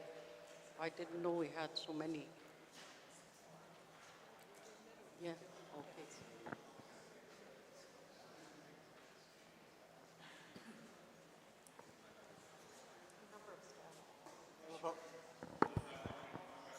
We have about 85 employees, but that's not in counting contractors, so.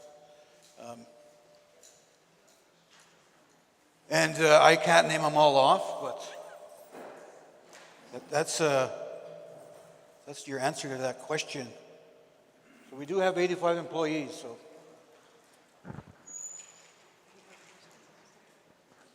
Any more questions?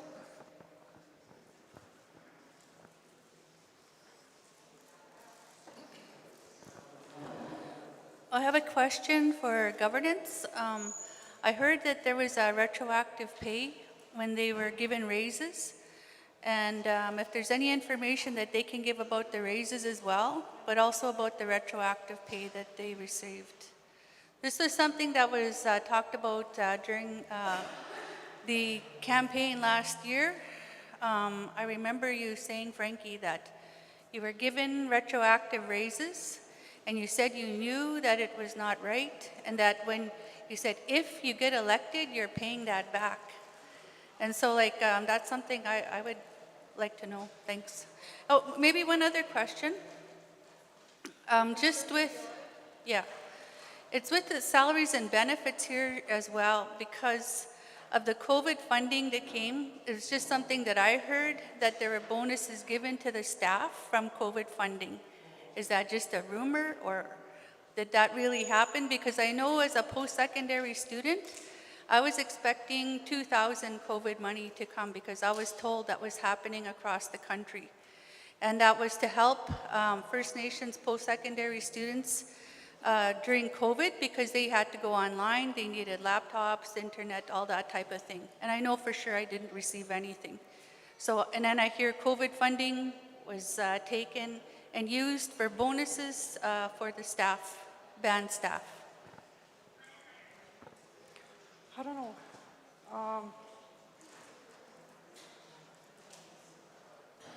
Anybody want to report? Is this what is exactly the question, Evelyn? Because me too, I'm confused. I need a question to, because if it's specific, you have to address your questions to the chair. Okay.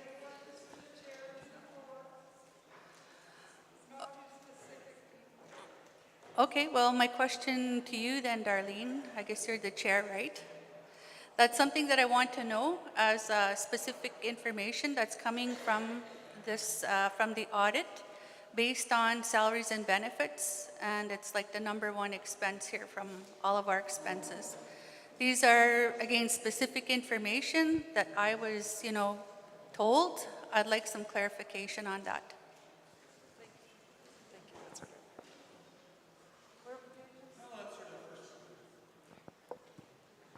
So I will answer your first one in regards to the retro payments. That happened when Ernest Standing Rennie was our Director of Operations. Let's just refresh our memories here a bit. I had taken a couple of weeks off because I had eye surgery, major eye surgery. And I had handed the chair, the chiefsman, acting chief over to former Headman Bill. I did not know they were going to have a meeting. At the time, there was Headman Allen still on board, former Headman Colin Stonechild, and former Headman Richard Ironquill. At the time, I did not know they were having a meeting. I only found that out after the fact. I had called Alan after I was done, were you invited to that meeting? And he said yes, but he did not attend because he knows it's only the chief that calls duly convened council meetings. So that's where this governance act that's going to be presented to you is going to come up. I was kind of mad. Acts are passed by our membership. Any laws are passed by our membership. So that's where that not only myself received that retro pay, but those other ones that I had mentioned, right? So as of today, I did not repay it back. But if I pay it back, Edmund and Al will have to pay it back. I don't think we can get any payments back from those other three. So, as of today, no. So we had meetings after that, and I told them that that's not right for council members to pay themselves like that. Not everybody is at the table. There was a motion that they did it. And I remember Ernest saying that telling council that the ocean's rising and you got to rise with it. And once that motion was passed, I just told the council, and Alan remembers this, that congratulations, guys, the ocean rose, but you just sunk your ship. So as for the bonuses, some of the staff, I don't know how much staff, but yeah, they did get a bonus. Those are questions you will have to ask our chief financial officer and our chief administration officer. Administration officer. Because they were like frontline workers. They were always out and about, right? So COVID was bad. I got it twice. I don't know how many members here got it. And I got it when there was no, vaccines available yet. So I will get you those numbers, and I will share those numbers with you. So with that, I don't know if anybody else wants to add to my comments or to the response, but I'm going to ask now.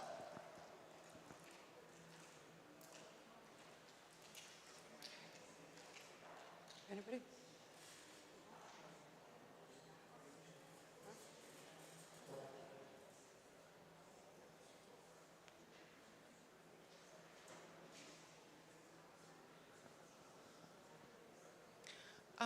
Yeah, sorry, I'm just unclear, I guess, regarding the COVID dollars.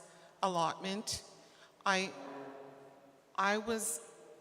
was my understanding that our COVID money received are on behalf of our total membership population. And if that's true, you know, once again, it brings back to my teachings of equity and inclusion. And I know that our urban membership living off the reserve were just as at risk as everybody. I mean, we're all in the same boat here, including the world population. And so to differentiate, you know, an equity of funding that is meant for everybody, I have a concern about that, but I need to know, you know, what those COVID dollars are based on. Are they based on just on reserve, or are they based on a total population? That's my question. Thank you.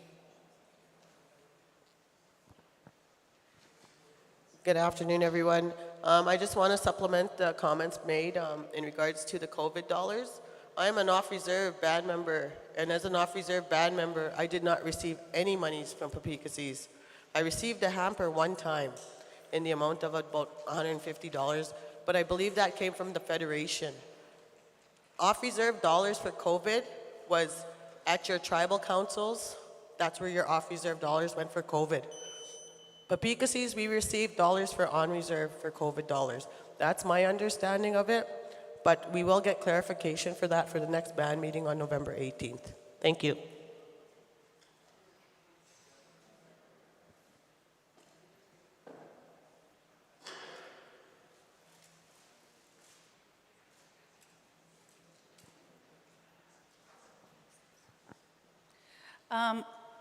Post-secondary students are off reserve. They get their funding from Peepeekisis.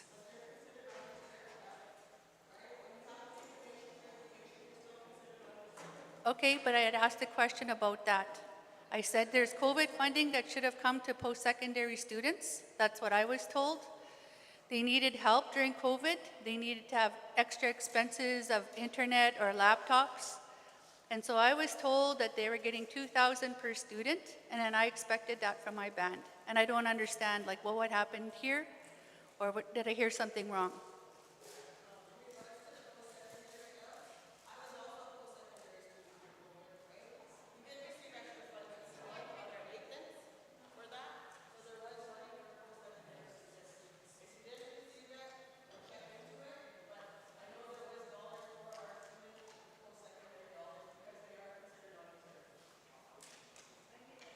Okay, ladies and gentlemen, I have a motion to the floor. The chief and council are going to be in-house to ask these questions too. But I have a motion to the floor for the audit to be passed or as presented, read as presented.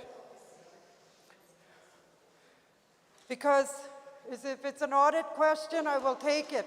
If it's towards the chief and council, I ask that you see the chief and council because this motion and lunch is waiting. I don't know how to, what this is called again off the top of my head, I'm sorry. I was just wondering if we could use the phrase receive for information with regards to the audit.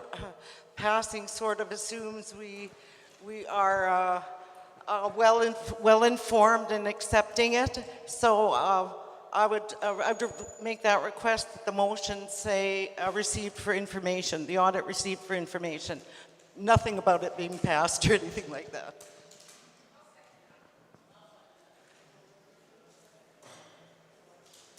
Please read that again, the motion that you want to put to the floor, Arlene. Please put that on.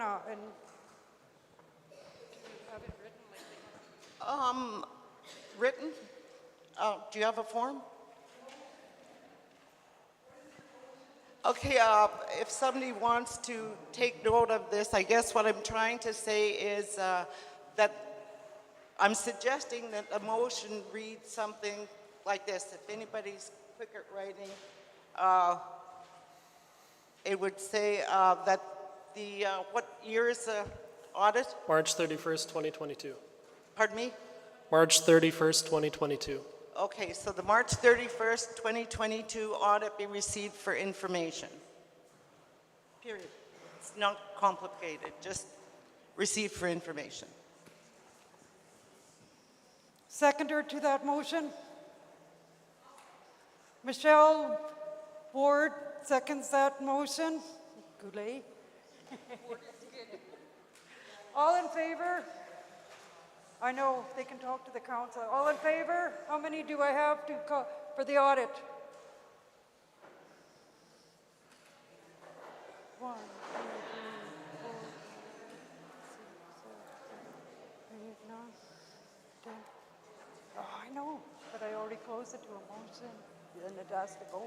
I'm on the floor because lunches are going to be served.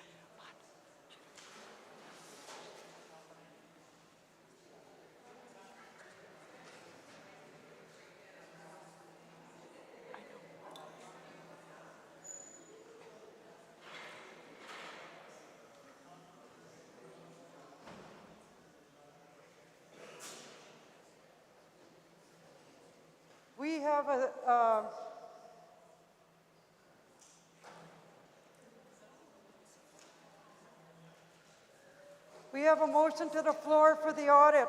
Sure. Huh? How many abstentions? How many against it? 1, 2, 3. The motion. We will accept the audit. So basically, as it sounds presented. like they want another meeting to go over more information. All in favor? But the audit is done. We already did that. That has nothing to do with, it don't affect anything, our finances, nothing like that if we don't accept. The motion was to accept the audit as presented. Like CMHC, And then Arlene came with another motion that it was just a different word, as presented. I'm just going to get some numbers here. As reviewed. Arlene. As received. Moved by Roxanne, second by Rochelle Panay. ABSTAIN. All in favor? Let's do this again. We accept the audit as read. Raise your hands, because I need to know the nays, the abstainers. Thank you. Chair, could we get you to come over here, please, and then let's just read this motion and start.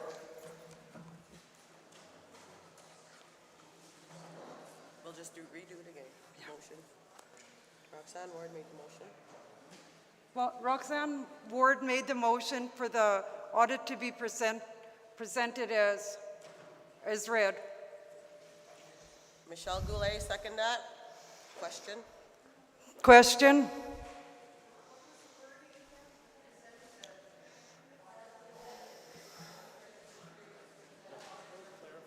That doesn't mean people can't ask questions and get answers, right? No, but the question was motion moved by second that question and then vote.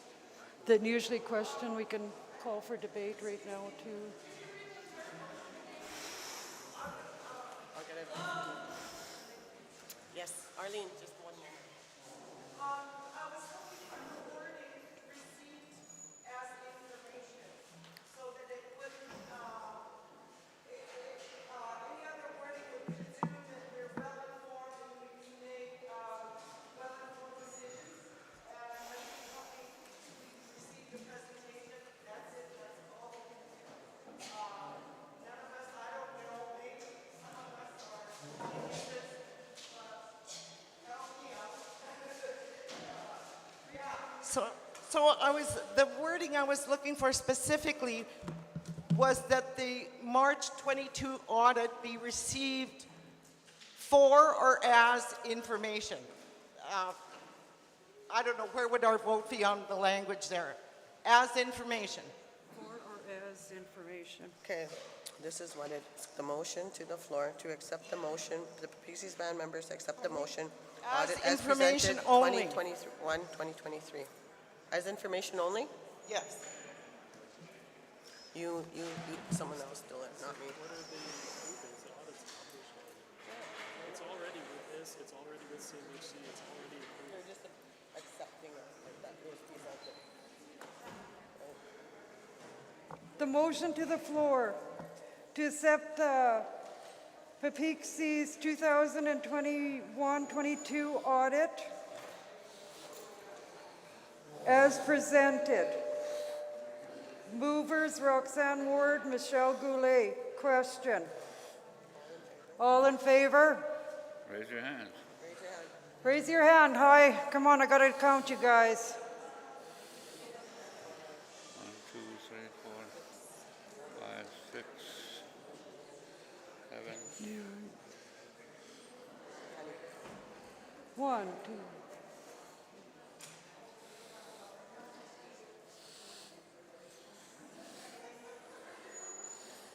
That's my cheesy writing, but I'm just trying to make those motions to help Oh, us. okay.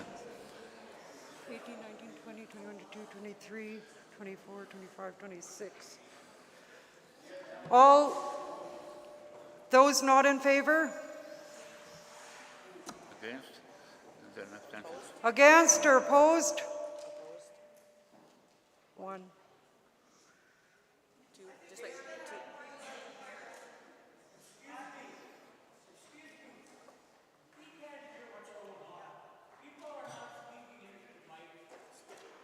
I'm sorry. You want to do this? We're trying to pass a motion right now, Alfred, in regards to not accepting. The audit has been presented and already with ISC. So what we want to do is just present this audit and let the membership say, okay, it's presented. We need a motion to say that it's been presented to the nation. So that's what we're looking for. We're just looking for a motion to accept this audit, that the membership have seen it. That's what we need.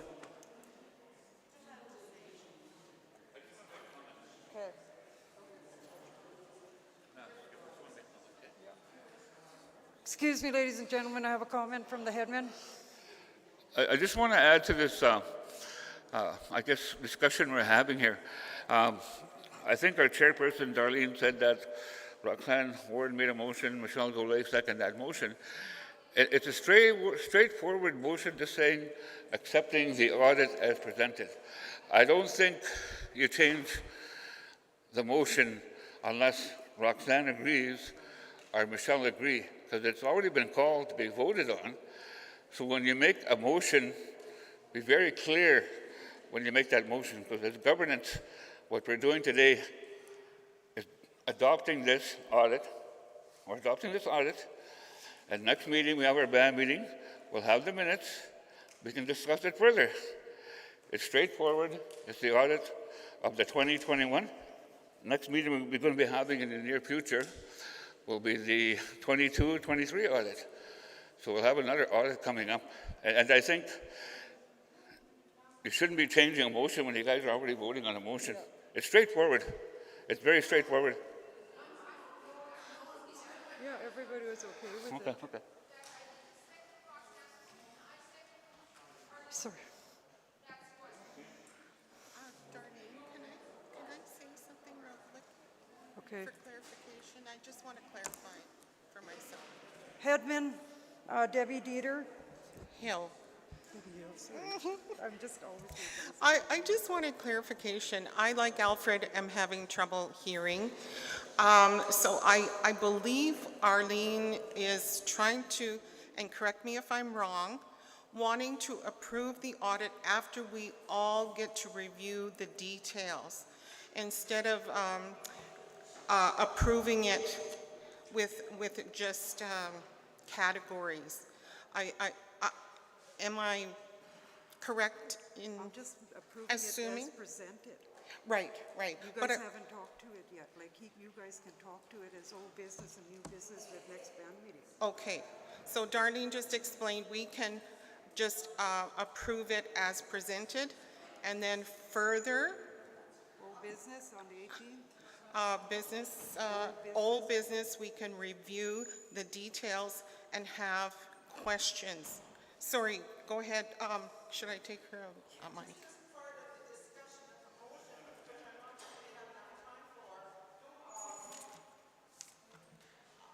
I'm not sure that we had enough time to discuss the motion, but so I don't know whether this is a point of order here or not, but I think I don't know why we would use the word accept when we can use the word received.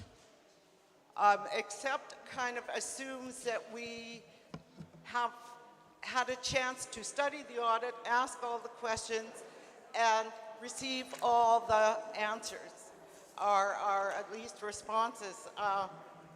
So to me, the language of received for information should suffice. If there's a legal reason for the word approved, maybe somebody could explain that. Would approved make a difference maybe to our funders' requirements or something like that? But you said you didn't. If it's a legal, if folks are pushing the word approved because it has legal implications, can we have someone make a legal opinion on that and present that before we go forward with any motion? She said she would. I put her name down already. Thank you, Arlene. I just want to make a quick comment. I know I came up here and Debbie came up here. She didn't understand what's going on. But to be clear, what I heard, it's kind of muffled in here sometimes in our discussions. But what I heard was Roxanne made a motion. Was there a seconder to her motion? No, okay. But before we move on to a second motion in governance, when we're doing this at this meeting, you have to complete that first motion. You call a seconder. If there's no seconder before you move on to another. Yeah, Rochelle already Okay, did. Raquel Pinay seconded. Hey? Yes, yes. Okay, Raquel. Okay, I'm moving back. I just want to make sure, because that's the way it works. Because it's just a matter of adopting an audit. And everybody, if you have any questions after, any questions on that audit, feel free to contact us. And feel free to contact our CEO, Joe Patra, and our Chief Financial Officer, Sybil Patra. They're not here today, but they can answer any concerns you have over COVID, over the audit here. Thank you.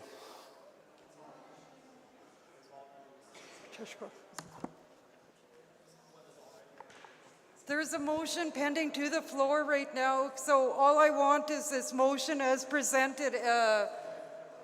There's another meeting coming up, and this will be presented as old business in the next meeting.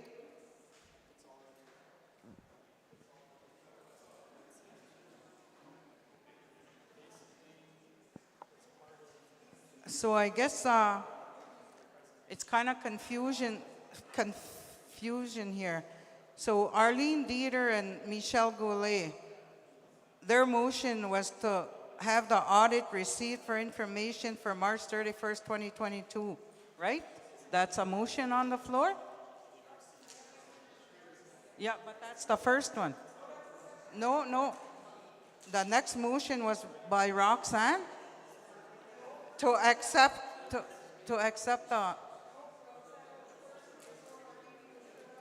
audit as presented as read. Okay. No, I just want to clarify. The first motion was to be presented as read by Roxanne Ward, second by Rochelle Pinay. End of story. All in favor? I got the no's and the A's. Now, we will close this for lunch. Lunch will be served, and the floor will be open. Please talk to the Chief and Council if you have any. I realize that you guys think that I'm shutting you down, but no, this is the motions that were to the floor. I'd already asked for questions prior. So now we are going to ask Gladys McNabb to come and say the prayer for the food for the lunch. Thank you, Gladys.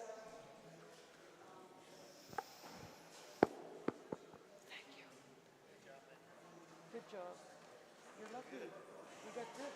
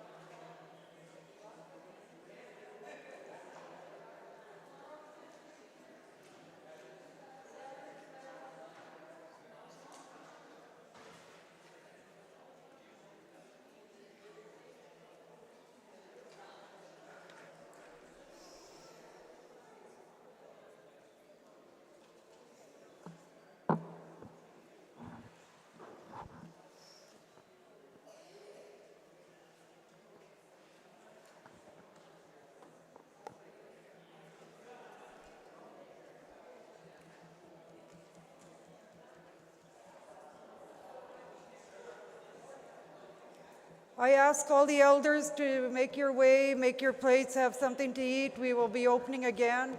We are behind right now in the presentations, but we will be doing the Governance Act and the Election Act this afternoon. The Election Act will be a reading. Thank you.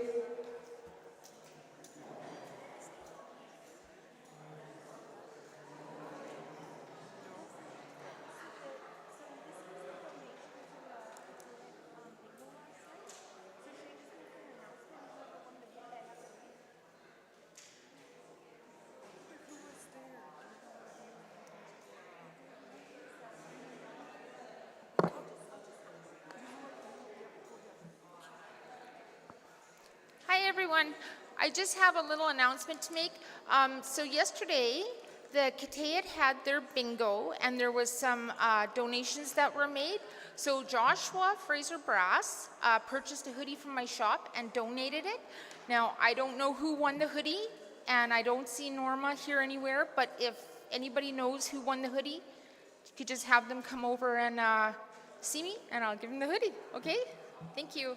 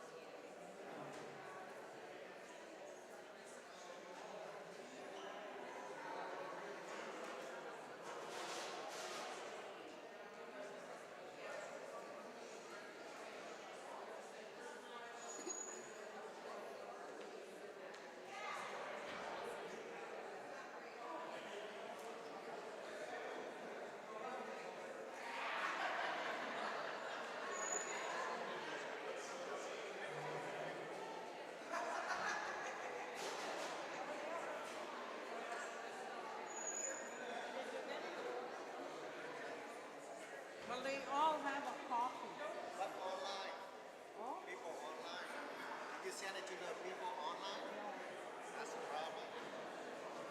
And did she email it to you? No, I haven't. I'm waiting. She probably has to,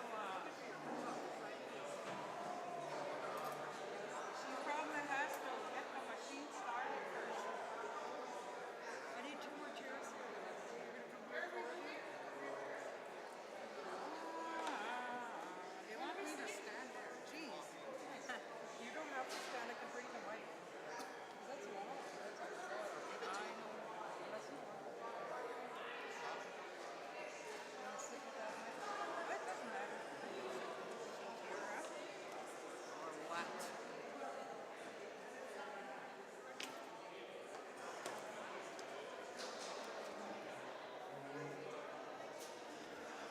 Good afternoon, ladies and gentlemen. We'll be bringing this meeting.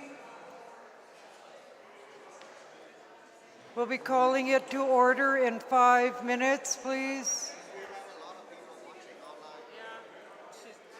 He's waiting for. Oh, I know an email. Yeah. That's why I've been.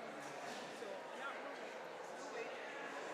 So you have the board, you're going to be moving the pages in the election act? Who's doing that? He's waiting for. Put it on here and then you can. Yeah, I can do that. He's waiting for an email from Elizabeth. Okay. Never thought of that. I haven't. Oh yeah, I could have said that too. But I was in a hurry. Yeah. I was trying to get back. You know, I noticed something. Yeah, I hear you. I want to have a gum, but I don't want to be chewing. No, you're gonna stand right there.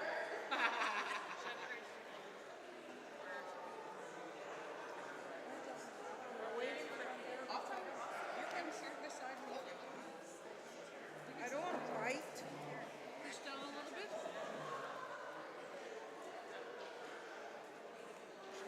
You want to push down a little bit? Well, I thought you were sitting there. Sitting there. What the heck?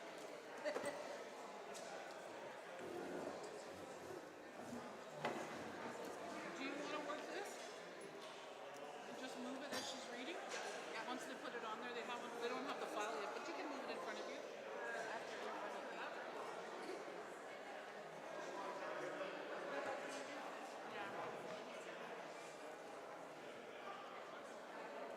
You have the what? Where's your file? Need the file. Like our side-by-side links. No, we don't need side-by-side. She just needs election act. Revised election act. Oh, yeah. Just the revised election act. Not the side-by-side. That's for us. Yeah. That's our business.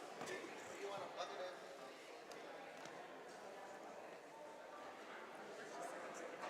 Oh, exercise, is it? Yeah. Right on. You can show it up there. Yeah. Okay, I'm gonna have a pop. So you got to scroll. Yeah, I can see.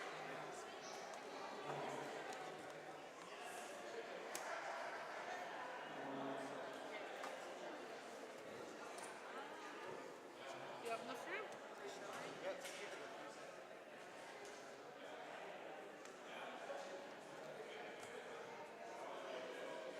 Really? Did they give you? Oh, it's Janet.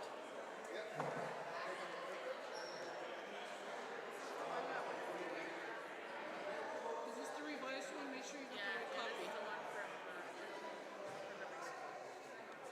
and then I'll make it.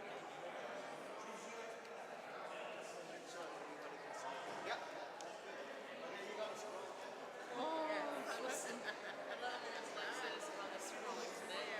I'm sweating, guys. Okay. Whew, especially when you feel like you're on the spot. Except we have to be prepared to back her up. Quit it. Don't start it. Your mom's still not here. We'll give everybody a couple minutes to get back to their seat before we get started, but I just want to thank our cooks. So if we could all give the cooks a big round of applause for that meal. Thank you.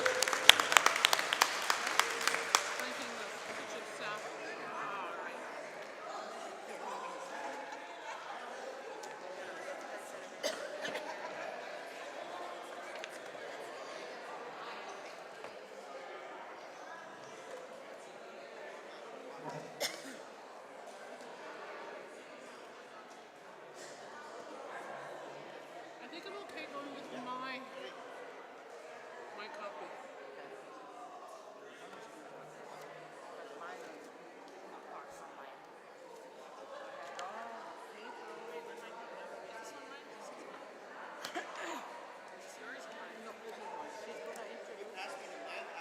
She's gonna open it up and then she will say probably will introduce herself. Yeah, I'm gonna let you wanna hear all calls for now?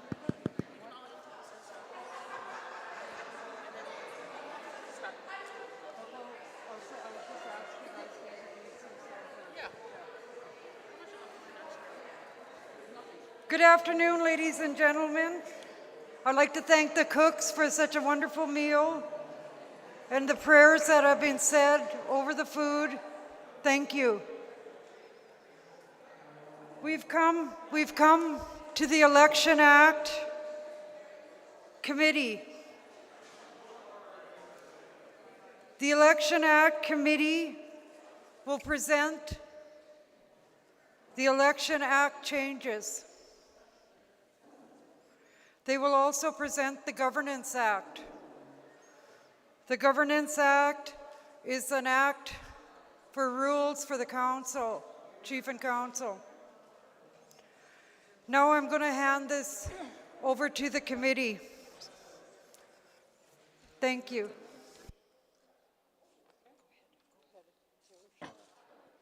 Good afternoon, everyone. My name is Linda Poitras. I come from Peepeekisis here. And we worked on this act and the Governance Act for quite a long time. And we gave up our weekends to do this. So I hope you appreciate our work. And I'm just going to let everybody introduce themselves here that worked on this. Good afternoon. My name is Carrie Deneby. I'm an urban member from Saskatoon. Tansei, my name's Alexis Miedema, and my great-grandfather is the late Chuck Ward. Thank you for being here. Good afternoon, Peepeekisis. My name is Billie Jean Dieter. I am a member of Peepeekisis. Hi. Yeah, I don't know what else to say, but thank you.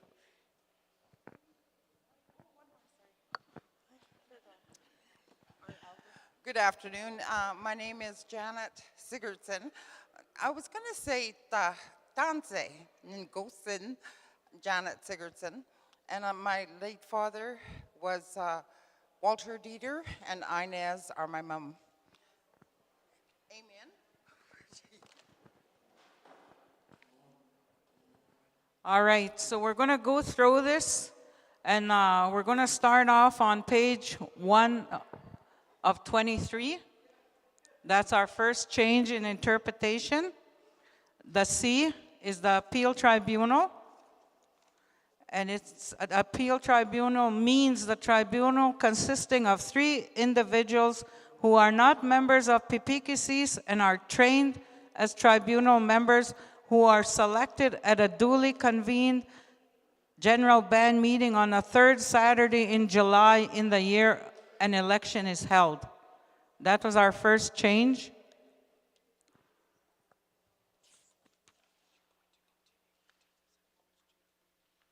So we'll continue on to page 2 of 23.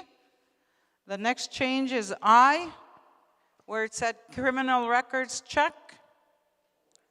Means a document concerning a candidate that was prepared by a police force or service from data on a provincial or Royal Canadian Mounted Police database, and that contains information concerning a candidate's personal criminal history. And number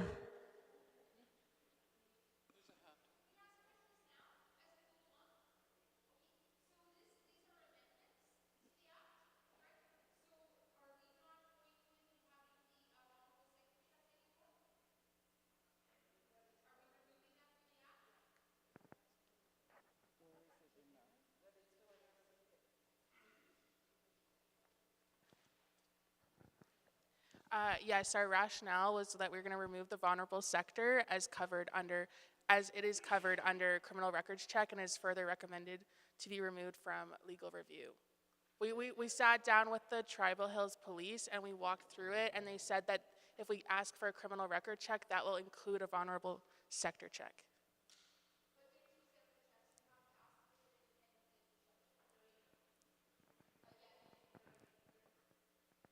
That's not what we were told.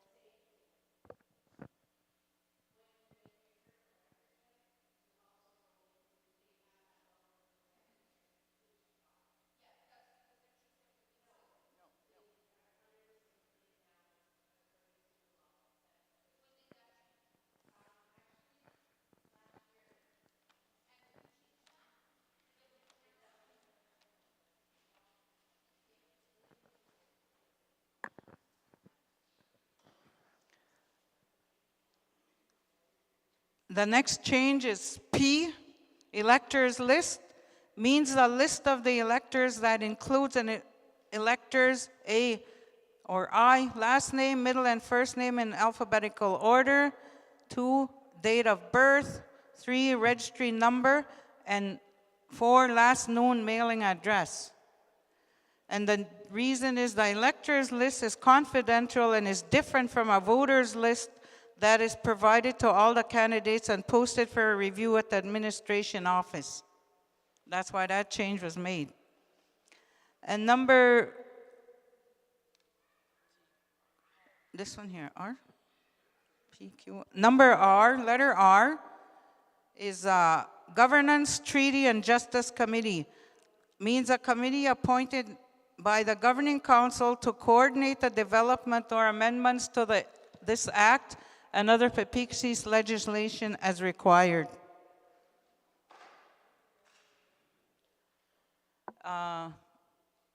T, head person, means any head person's position of Peepeekisis electing according to this act. V, kateyak, means those individuals who are recognized among themselves as kateyak. X, nomination day, means a day that is at least 14 days before an election day of an election year. The 14 days? The nomination day to be 14 days prior to election, as the campaign period is too lengthy. So that's why that was changed to 14 days. Questionable ballot means a ballot cast in an election that may be disqualified as explicitly listed in Section 38 of this Act. And C, voters list, means a list of electors that only includes an elector's last name, middle name, and first name in alphabetical order. Number 7, page 4 of 23, discontinuation of Governing Council authority. 7.1, on nomination day, the chief or head person whose term in office is set to expire on election day will automatically be deemed to no longer officially represent Peepeekisis and have relinquished their signing and decision-making authority for Peepeekisis. Number 10, candidate eligibility. C, must provide a criminal record check that is dated no more than 60 days prior to nomination day that shows the candidate has not been convicted within 10 years preceding the nomination date of an indictable offense under the Criminal Code of Canada or of a dual offense on which the Crown has elected to proceed by way of indictment of an offense under the Controlled Drugs and Substance Act, the Narcotic Control Act, or the Food and Drug Act of Canada, involving the importation, trafficking, or possession for the purpose of trafficking of a prohibited or controlled substance covered by any of the acts noted above. D, where the criminal record check noted in subsection 10.1c is not clear, the onus is on the candidate to obtain a fingerprint-based criminal record check or a declaration of criminal record. E, must not have the status of a bankrupt or have been declared bankrupt pursuant to the provisions of the Bankruptcy Act. 10.3, a member not be nominated for more than one position in any election. 10.5, a candidate may not hold elected office with F, a provincial or territorial legislature, G, parliament, and or 10.6, a member who has been nominated as a candidate will accept their nomination as a candidate by submitting to the Chief Electoral Officer directly after the nomination day meeting. C, must submit a criminal record check in their legal name and be dated within 60 days before nomination day. 10.9, a member who is nominated but does not attend the nomination day meeting will not be eligible to be a candidate for the election and will have their name removed from the list of candidates by the Chief Electoral Officer and the election committee, and their candidate's fee will be forfeit. 10.10, a member who is nominated but does not participate in the candidates forum will not be eligible to be a candidate for the election and will have their name removed from the list of candidates by the Chief Electoral Officer and the election committee, and their candidate's fee will be forfeit. 10.11, notwithstanding 10.9 and 10.10 of this Act, a candidate may be eligible to be a candidate for the election who is unable to attend the nomination day meeting and or participate in the candidates forum only under the following exceptional circumstances. B, the hospitalization for a life-threatening condition of a member of the candidate's immediate family. 10.13, failure to comply with any of the conditions outlined in Section 10 of this Act will void a candidate's nomination and their candidate's fee will be forfeit. 12, transition period. 12.1, for the two head person positions whose authority expires on nomination day in 2024, a general election shall be held on the second Saturday of October 2024, with their terms of office expiring on election day in 2026. 12.2, for the chief's position and the six head person positions whose terms of office are set to expire on election day in 2026, a general election shall be held on the second Saturday of October 2026. 12.13, for greater certainty, references to election day in 2026 in sections 12.1, 12.2, and 12.3 of this Act occur on the same day, being the general election held on the second Saturday of October 2026. General election 14, 14.1, commencing on election day in 2026, a general election shall be held every 4 years on the second Saturday of October. Nomination day 15.1, nomination day for each general election outlined under section 12 and 14 shall be held at least 14 days before election day. 18, appeal tribunal members' recommendation process. 18.1, on or before the last Friday in June in the year an election is held, the Governance, Treaty, and Justice Committee shall obtain the names of a minimum of 5 individuals who meet the requirements to be members of the appeal tribunal as set out in section 11.2 of the Election Act regulations. 18.2, the Governance, Treaty, and Justice Committee shall recommend to the Peepeekisis membership the appointment of the appeal tribunal according to section 19.1C and D of this Act.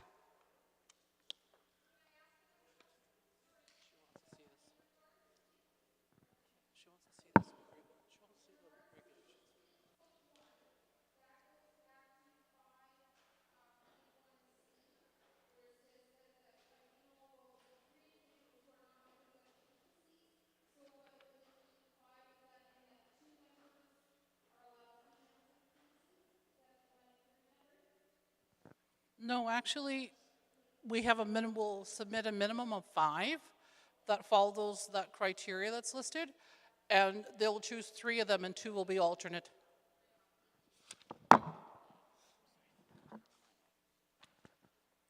Number 19, general band meeting. C, approve the appointment of 3 individuals to the appeal tribunal. D, approve the appointment of 2 alternate members of the appeal tribunal who shall be called upon where a member of the appeal tribunal is unable to perform their duties on the appeal tribunal. E, determine how a tie will be broken. And F, discuss and make a decision on any other matters related to the general election. 20, contracting of the electoral officers and appeal tribunal members. 20.1, upon the approval by the Peepeekisis membership, the chief electoral officer and the deputy electoral officers and the members of the appeal tribunal shall be retained through a contract with Peepeekisis. 21, duties of the election committee. The duties of the election committee shall include, number C, the only change, to make non-binding recommendations to the chief electoral officer on the validity of questionable ballots.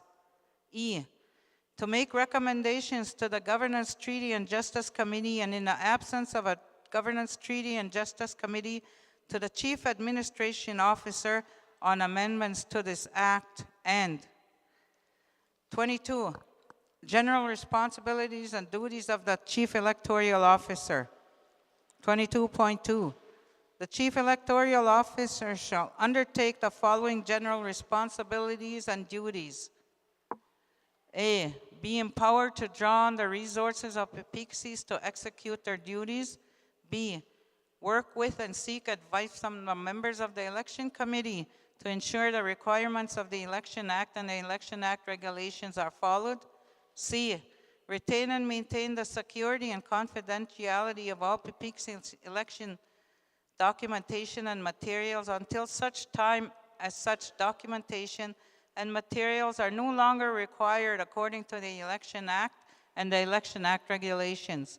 D, destroy or ensure the destruction of all Peepeekisis election documentation and materials when such are no longer required according to the Election Act and the Election Act regulations. And E, complete any other responsibilities and duties of a chief electoral officer not specified in the Election Act or the Election Act regulations. 23, pre-election responsibilities and duties of the chief electoral officer. 23.1, prior to the election, the responsibilities and duties of the chief electoral officer shall be to A, receive from Peepeekisis at least 65 days before election day the electors list that will also include each elector's address. B, meet with the election committee as necessary to verify additions, deletions, and revisions to the electors list prior to and after the voters list is posted as outlined under section 6.1C of the Election Act regulations. C, post at the Peepeekisis administration office at least 30 days before nomination day. 1, the notice of nomination day meeting attached as Appendix D to the Election Act regulations. 2, the notice of election attached as Appendix E to the Election Act regulation that includes information on the advanced polling station. And 3, a copy of the Election Act and the Election Act regulations. D, sent back by facsimile, email, or mail to each elector at their last address at least 30 days before nomination day. 1, the notice of nomination day meeting, and 2, the notice of election, including information on the advanced polling station. E, advertise in the local town and or city newspapers at least 30 days before nomination day. 1, the notice of nomination day meeting, and 2, the notice of election. F, post at the Peepeekisis administration office at least 30 days before nomination day the voters list as provided by Peepeekisis. G, arrange with Peepeekisis the facilities to conduct the nomination day meeting. H, facilitate and record the proceedings of the nomination day meeting. I, remind the electors at the nomination day meeting how a tied vote for the position of chief or the last available head person position will be broken as determined according to the section 18.1E of the Election Act. J, provide a copy of the voters list to all candidates for the election after the nomination day meeting. K, arrange with Peepeekisis the facilities to conduct the advanced polling station in Regina to be held at least 7 days preceding election day. And L, arrange with Peepeekisis the facilities to conduct the election day polling station. Number 24, nomination day meeting. 24.1, the nomination day meeting shall be held at least 14 days before election day in the year an election is held. 25, Peepeekisis employee running for a governing council position.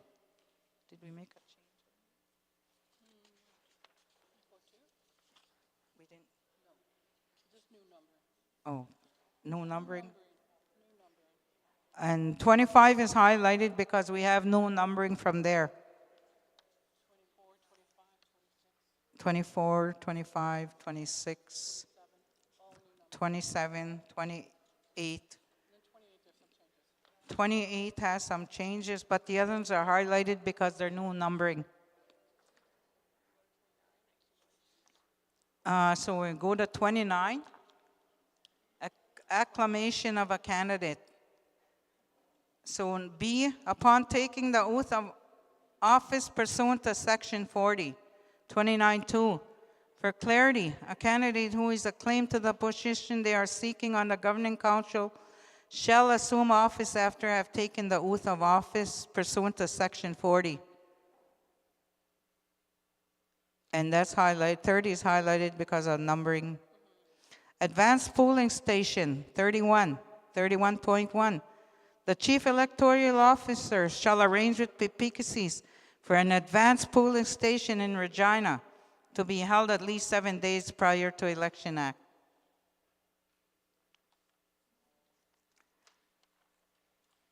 Other voting platforms, 33, those are just 33.2. The chief electoral officer's duties and responsibilities shall be.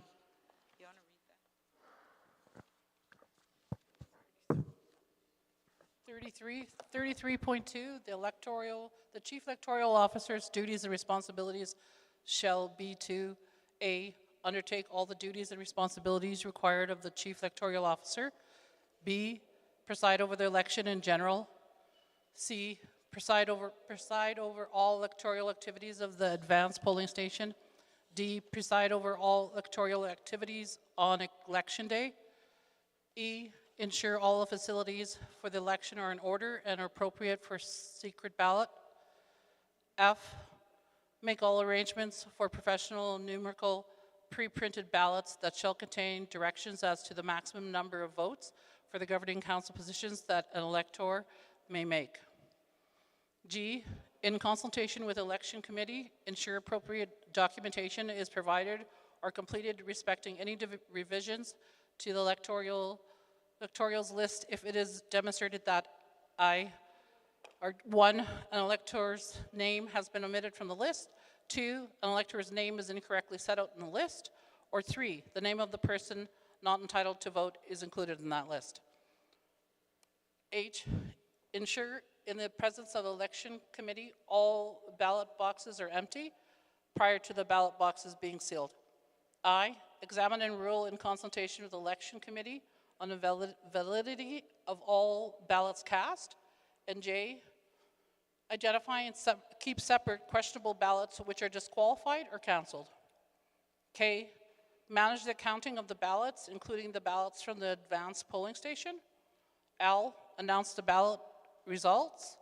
M, declare the successful candidates.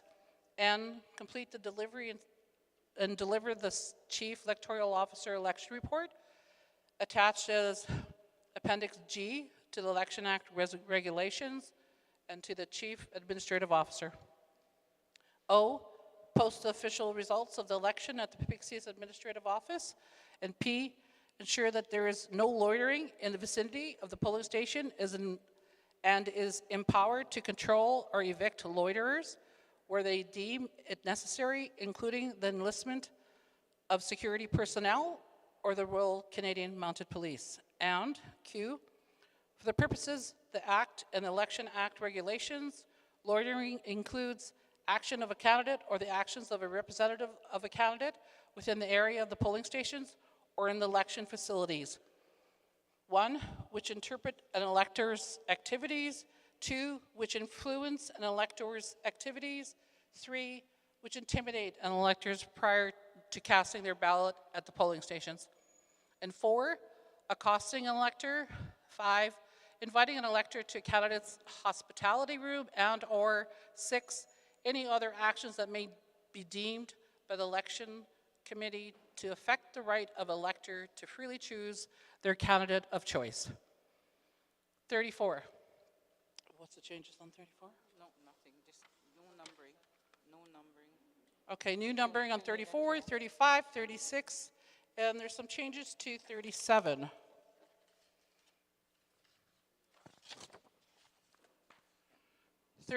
Counting of ballots. 37.4, where the tabulation of votes resulted in a difference of 5 or less for the position of chief or head person position, then a recount of the votes shall be immediately conducted. And 37.6, where a tabulation of votes results in a tie, as per section 37.4, the Chief Electoral Office shall follow the predetermined actions to be taken according to section 19.1E of this Act. And 38, is there changes? New numbering on 38.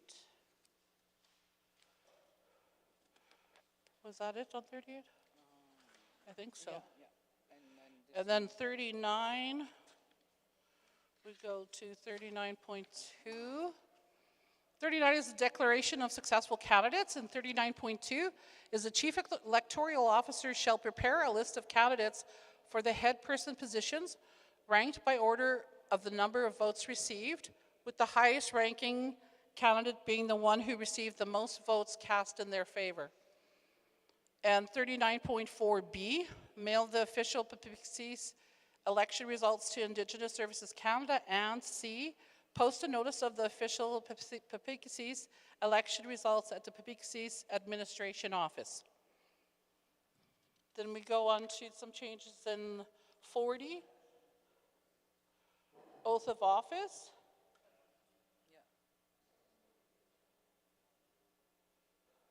No, there's changes to 41. 40, oath of office, 40.1. Upon the conclusion of the election, the elected candidates shall take the oath of office immediately following the declaration by the Chief Electoral Officer of the official election results. And 40.2, the elected candidates shall assume their respective offices as the governing council immediately upon taking their oaths of office. And 40.3, in the event of an appeal according to section 42 of this Act, the newly elected governing council shall continue to hold office until either A, no change, B, there's some changes, the appeal tribunal orders a by-election for those purposes, for those positions on the governing council affected by the appeal.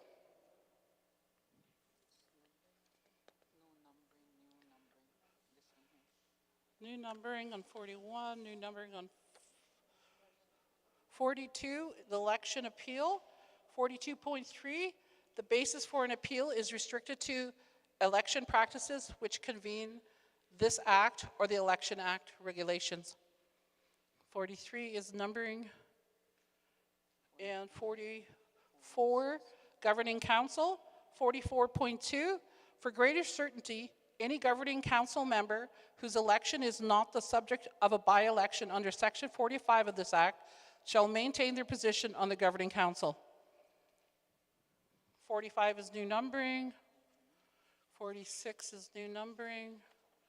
Then we go to 47. You get to 47 with interim administrative authority. 47.1, where authority of 4 or more positions on a governing council discontinues pursuant to section 7.1 of this act, or a by-election is ordered pursuant to section 45.1 of this act, resulting in 3 or less members of the governing council retaining their position, the chief administrative officer, in collaboration with the Peepeekisis senior managers, shall have administrative authority over the general affairs of Peepeekisis, but shall have no authority to enact new policies, amend policies, make new financial commitments, or bridge existing laws or policies of Peepeekisis pending the by-election of the new governing council. 48, new numbering. 49, amendment procedures. 49.1, the election committee may propose amendments to this act to the Governance, Treaty, and Justice Committee, and in the absence of a Governance, Treaty, and Justice Committee, to the Chief Administrative Officer for consideration by the members. 49.2, this act may only be amended by members through the following process. A, recommendations for amendments will be made in writing and submitted to the Governance, Treaty, and Justice Committee. In an absence of a Justice, Treaty, and Justice Committee, to the Chief Administrative Officer. B, the Governance, Treaty, and Justice Committee, and in the absence of a Justice, Treaty, and Governance, Treaty, and Justice Committee, the Chief Administrative Officer will acknowledge receipt of the recommendations and will arrange to table the proposed amendments with the Governing Council.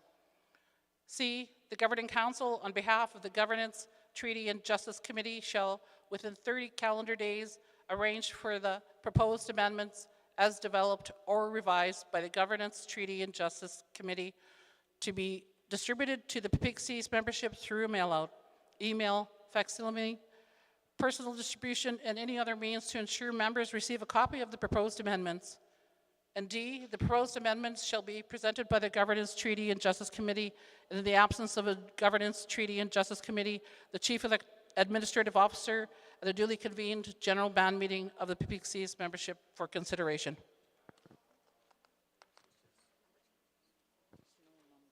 And note the number changes for 50 and 51. And that's all the work we've been doing. And if you have any questions on anything, you can ask them now. Alma?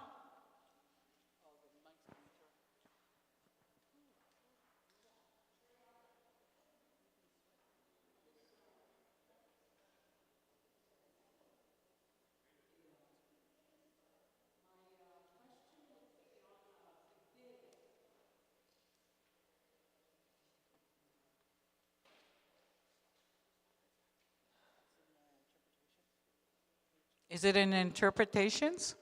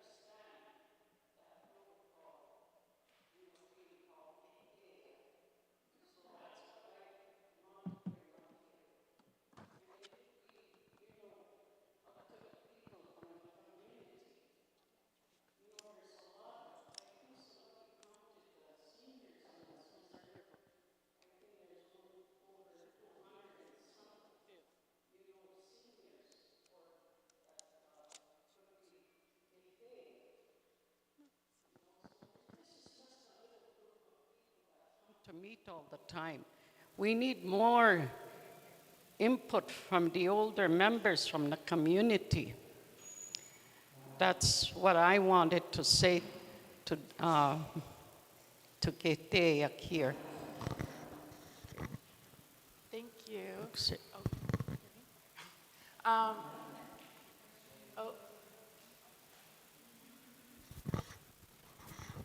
Just to address your concerns, to clarify, in like this, it doesn't say 65 because we acknowledge that that's not like a free way of doing things, that you shouldn't just be a Keteak if you're 65, and we took that out. And essentially the only revision that we made to the amendment is we took out the wordiness. The original one says the Keteak means those individuals who are recognized among themselves and the community as Keteak. It is important to understand that the term Keteak is being used generally in this context to describe the old people of Peepeekisis, and that each community or village determined their own specialist based on a variety of things. The chosen ones were given the right because of the lifestyle they lived, while others were given the gifts to help through dreams and visions. These gifted ones specialized in one or more areas and were herbalists, pipe carriers, medicine man/woman, storytellers, and practitioners of traditional and sacred ceremonies. Each of these people were given and earned that right to be that messenger and helper of the peoples. And that was from FSIN and their cultural responsiveness framework. And essentially, when we amended it and put Keteak means those individuals who are recognized as themselves, we're getting rid of that FSIN, definition, and ensuring that the Keteak themselves are the ones determining who's recognized as Keteak. It's not 65 plus, but who as that group understands. Did that help? No?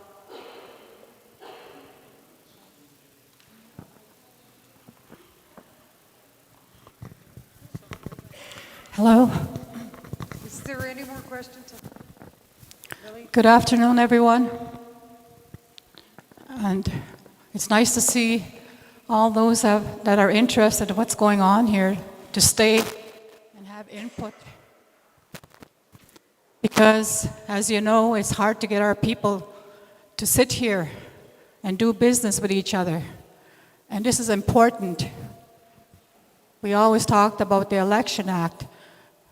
And when we talk about that and look at that in the Governance Act, we also look at the binding laws that come from that. And this is where we're having trouble. We're having trouble. It's still going. We're having trouble uniting, working together because of these two laws that has been on the floor for many years. People have been working at them. But it doesn't matter sometimes who puts their time and effort to do this work. It's still not good enough for some of the people. And it's very hard to get anything done in this community because of what's going on. Is there a question to the document? It's, yes, I wanted to go to address that because we've been talking about the Keteak, the group for all these years that I've been sitting there. And when we were sitting at the table, this is what come up, the name Keteak, and also the number 65, because of the number of people we have, number of members that are 65 and over. So we try to work it so that we can have a workable group. And this is not just a small group. This group is extended to everyone. And we keep hearing the same thing. You know, pointing fingers at our group that we're the only ones that are included here. That's not so. But anyway, getting back to the name of the Keteak, we've talked about it, and this is what we came up with, and the people that were sitting around the table. Yes, we can probably put seniors on there, but then again, I believe we didn't put it there because we wanted to see ourselves as a group with Keteak, a name that we can tie ourselves to. And yes, maybe we have to, we were put sat there with each other because we respected one another for what we brought to the table, our experience, our way of life. This is what we were looking at. We weren't looking at who was going to be better than one another. We were looking at each other to help each other. Yes, that's why we put that name there. And that's all I have to say about that. Thank you. Thank you.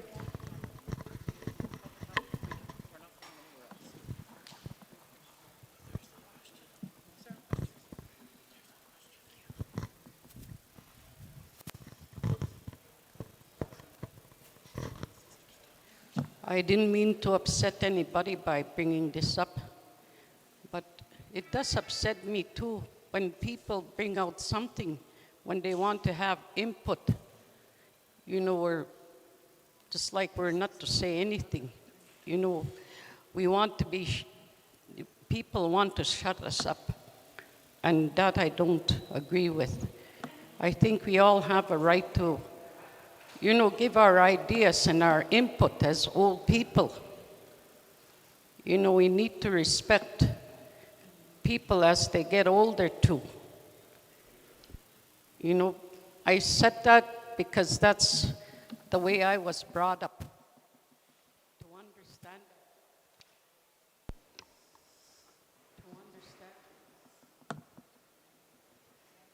Thank you for your comments, ladies and gentlemen. Is there any more questions? Thank you. Oh, you're still getting to a question? Because I need a question to the Election Act Committee. If there's questions, I need questions. If could you please save your comments for the committee when we have a coffee break? Thank you. Yes.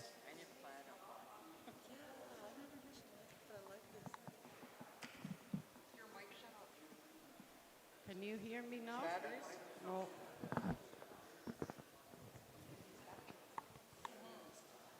It's a weak battery? I think we were asked if we had questions or statements. So this is what I brought here. It's about the Keteyak. And I think we need to have more input from the band membership, you know, the other older people. And I don't mean to upset anybody, but this is something that needs to be brought up. Okay, there's other older members here that should have a say. I want to ask a question too. When can I ask a question about the committees and also the processes for these acts? Because when this act was passed a year ago, I was at that meeting and there was a lot of questions. We spent the whole day discussing all the concerns that we had. And there was like maybe, 23 people, was it, that passed it or something? And there was like 5 that said no. And that's how this act was passed at the end of the day. After all these issues, concerns were brought up that were never answered to. And so I have a question about, like, again, these committees are new to me as well. I've never heard of them before. And that's one thing. I don't know the process of a committee, like how our committees set up and all this type of thing. And also the processes of these acts, because this is something that was just done. And it's pushed through. It wasn't even on the agenda for that meeting. And all of a sudden, we voted in an election act. And now we have a meeting here today, and all of a sudden we have amendments to an election act that were done by a committee. Sorry, I hadn't heard of this committee either. Yeah, it's work, but I mean, I'm a band member. And I want to know, like, how come I'm just finding these things out today? And these are supposed to be our laws? Okay, they're not supposed to be secret. And the process is not supposed to be secret. Like, we're supposed to know, all of us, and have information to that, or have access to that information so that we understand. It shouldn't be just a few people, and it shouldn't be something that's rushed through. I have a lot of concern that in another month, there's a vote that's called for, an in-person vote only. Like, what about our off-reserve members? There's already enough people that are upset from off-reserve, that feel excluded. And so those are my questions, because again, there's something being done here today that is being done for the first time. There's no process. Again, committees I've never heard of before that are, part of this. I'd like to appreciate the work that you're doing, but again, I have all these questions, like all of these things are supposed to be open. If it's a law, then it needs to be respected as a law. It shouldn't be pushed through like this. Thank you. And a month to try and force a vote, I mean, that's not right. Thank you. Next question, Sandra. I will, as soon as the mic comes back. Is that working again? Oh, okay.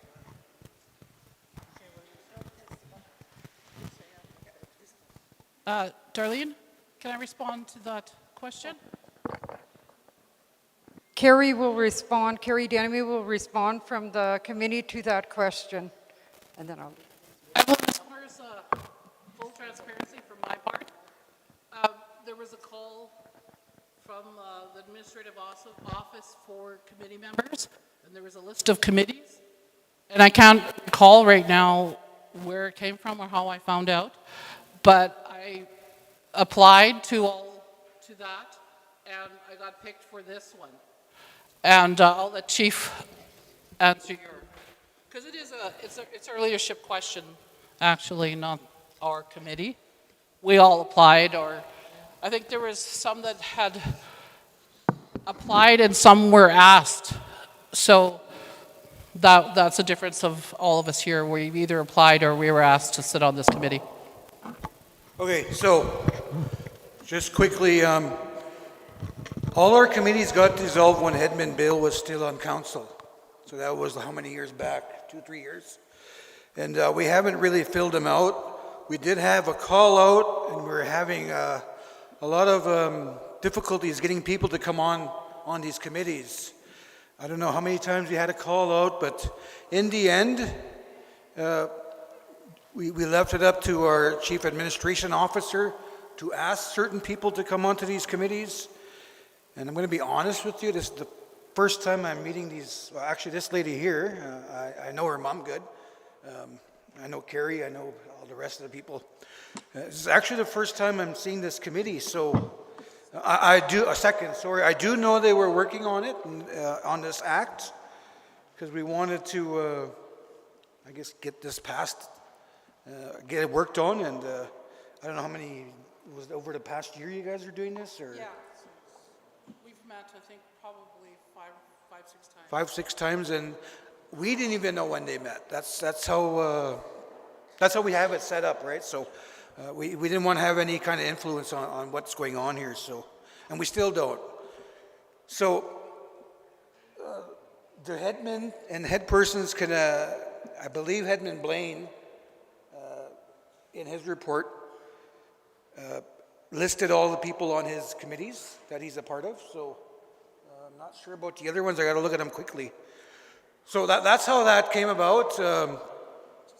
It's because of that we asked for a criminal record check, and a lot of our members couldn't produce one, or didn't want to produce one, or I don't know why, but they didn't bother applying. So there's a lot of open spots on these committees. So that's why it's been posted. It's been out there.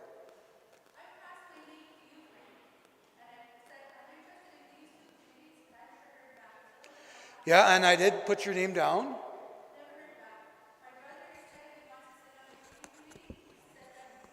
Yeah, and he should, but keep in mind though, right, you came after the election and you wanted to separate, so there was... I'm still a Peepeekisis band member. That's right. And if you're saying that I'm not... Oh, you still are. Okay, well... But the committee was formed. We had no say on who picked the committee, right? So I've passed my name to you. Yeah, and I for put your two name, committees again. And I put your name down. And my brother has already put his name through, I forget how many times, for treaty committee, never hears back at all. And so again, like maybe other people are aware of the committees, but I'm not. These are my first time like actually seeing this. And the thing, okay, if that's, the committees are there, people know about them, people can apply to them. I know we have and haven't heard back from anybody. And the other thing I want to know is the processes. Who deals with the processes? Because I don't see one here either.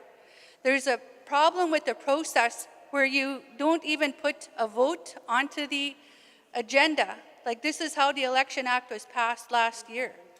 There is no vote today? I understand that. But even so, okay, now in a month we're supposed to have this vote. I still, like, where is that written? Like, where do we have a process that says we pass our acts? You put this through today by reviewing it this afternoon. Okay, now we're supposed to be ready to vote on it a month down the road. Yeah, all this first, second, third reading, that's Mooney House stuff, right? If I'm you want not- to follow that, I don't care. Follow it. No, I question what the process here is for Peepeekisis. Because what I've looked at, it looks like there's 3 readings and other acts that have gone through. There should be more. If you want to not do Muniao, if you want to go by something else, then you need to speak to the people. Where are the family heads meetings? You said, oh, they're supposed to come through in a fiscal year. Nothing ever happened. You need to be able to pass this information fully to the members of Peepeekisis. Yeah, and it is. It is. Right. The last time it got passed, I got blamed for, what's that word called now? Franchising our nation, which was a bunch of bull.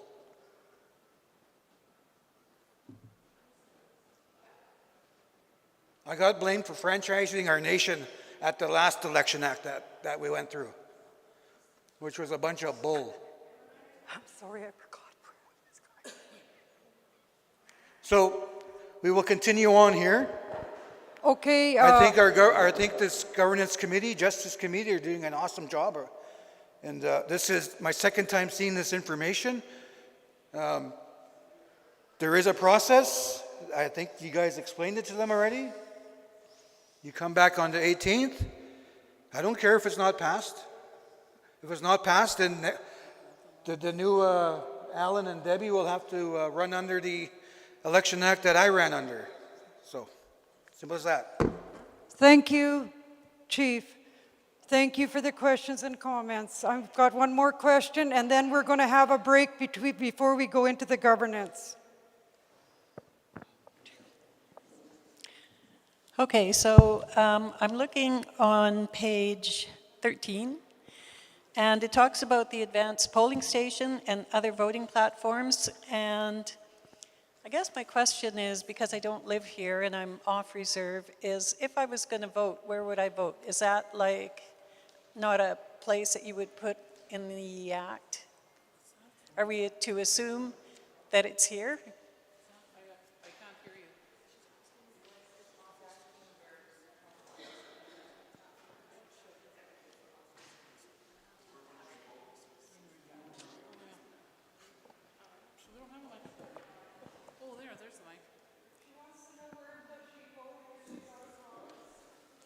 I'm also out of province, so I understand. So right now, according to the Election Act, there will be a polling station on Peepeekisis. There will also be an advanced polling station in Regina. And in the act, we included that if council decides, they are allowed to have an online polling. And we, as a community member and a community member who has never lived on the reserve, I would like to see online ballots, because I have never voted in Peepeekisis, and I won't be here on the 18th to see if this goes past. Does that answer or follow up? No. No? I Okay. wanted to know where the voting is actually going to be held. Where the vote is actually going to be I mean, not accepting the advanced polling stations. I understand that those are going to be listed, but is it here in this building where the actual voting is going to be held? Because it's not in the Election Act. That's what she's asking, is it going to be held here? Yeah. Say yes. Yes, it will be held here. Okay, is that something that should be maybe put into the act? I think the electoral officer will do that. Yeah, and then Well, it should. I think the electoral officer will do that on her, whatever she puts out there. There'll be a date, time, and place. it's listed in her duties. Yeah, it's in her duties. It's listed in there. Okay, so so the advanced polling stations and the methods of voting will be put out by the election officer. Okay. Electoral officer's duties, responsibilities on 33rd to point 2. It's listed there, just I can't. So my other question is, right at the very end of the document on page 20, Page 20. it says, all laws of the Peepeekisis Cree Nation are the supreme laws of the Peepeekisis Cree Nation and are not subject to any outside foreign courts or processes unless otherwise stated. So if you're referring to those documents in this document, is that not something that we should know about? Because I wouldn't really know what would be accepted or not accepted. I can't even hear her. I can't hear you. I'm sorry, we can't hear you clearly. She's talking about all laws of the Peepeekisis Cree Nation. I'm talking about, I see. You're questioning what are the laws? What are all the laws? well, should we not know that? Because I mean, if those apply to this particular document and you've referenced them in this document, is that not something that we should have access to? What are all the laws? The only law we have is the selection act. That's our custom election act. That's the only law we have. I believe the only law we have in Peepeekisis is the Election Act. That's our only law that I am aware of so far.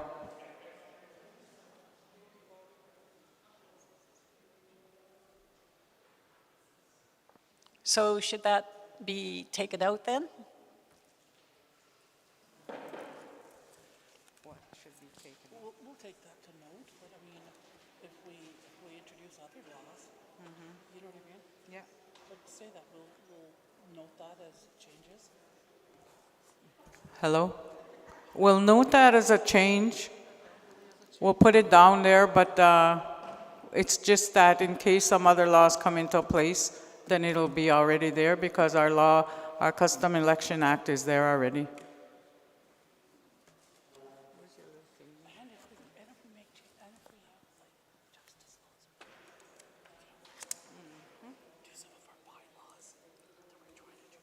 think we have one bylaw that we could kill a dog or something.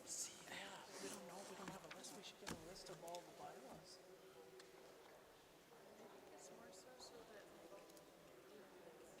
So they're aware. Foreign entities of those are the kind of things from foreign policies and foreign the locals around here that want to vote for them. I'm sorry.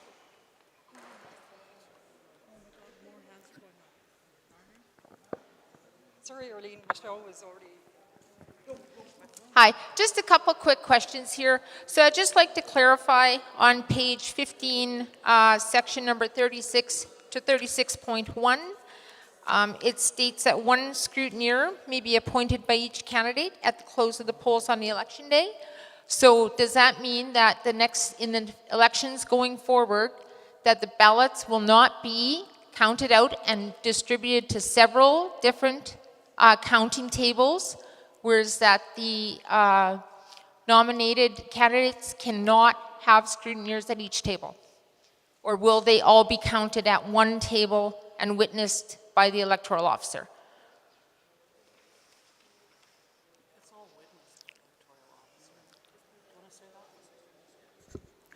Everything is witnessed by the electoral officer. This is the electoral officer's job, so, you know, she's going to have people out there like we had on tables last time. That was her job. That we didn't have nothing to do with that. Yeah, no, I know. I just noticed that there's a lot of recommendations in here from the appeal, and that was one of the recommendations that the appeal tribunal made, was that the ballots be kept together and all counted, and each ballot verified individually by the chief electoral officer. At one table? At one table. That the chief electoral officer validates each ballot. Because it was last election. So I'm wondering if that's why we're saying Yeah, it's noted. only one scrutineer. We took a note of it, and we'll look into it. Okay, all right. And then on page 19, 49.2.c. Okay, let me just gather myself a little bit here. So it says, the governing council on behalf of Governance, Treaty and Justice Committee, shall within 30 days arrange for the proposed amendments as developed or revised by the Governance, Treaty and Justice Committee to be distributed to the Peepeekisis membership through mail-out, email, facsimile, personal distribution, or any other means to ensure members receive a copy of the proposed amendments. So does that mean that this act will be emailed or physically mailed or whatever means it takes to reach each and every one of the membership who is eligible voting age? That will guaranteed be done.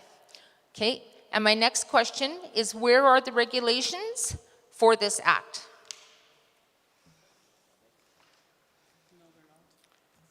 The regulations.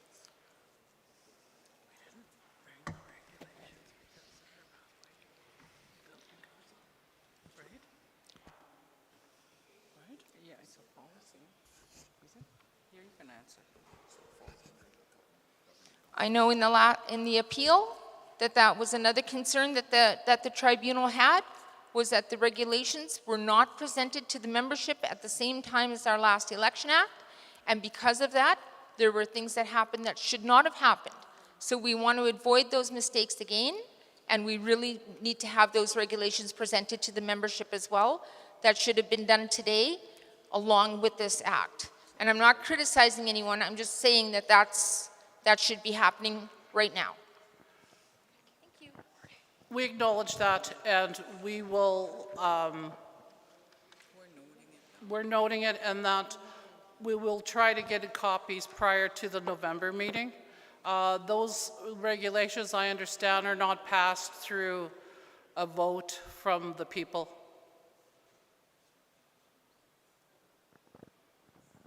Right? So in October of last year, when I spoke with the CAO in regards to the regulations, he told me that not only was he not aware of the regulations, but that as far as he knew, the regulations had never been presented to the membership. And he said that they should have been presented to the membership for vote. So now that's like a conflicting story. And again, the appeals tribunal agreed that those regulations, if they're going to be, they may not be voted on, but I don't know, right? But that would be something that would really require great clarity. I'll have a look at the appeal again and see what their exact recommendation was. Thank you. And we will get the regulations out to the membership.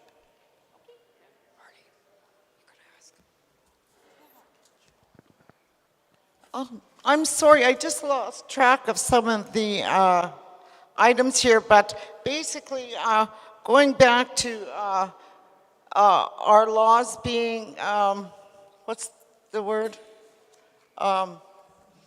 Sovereign, and what's the word? The primacy of the,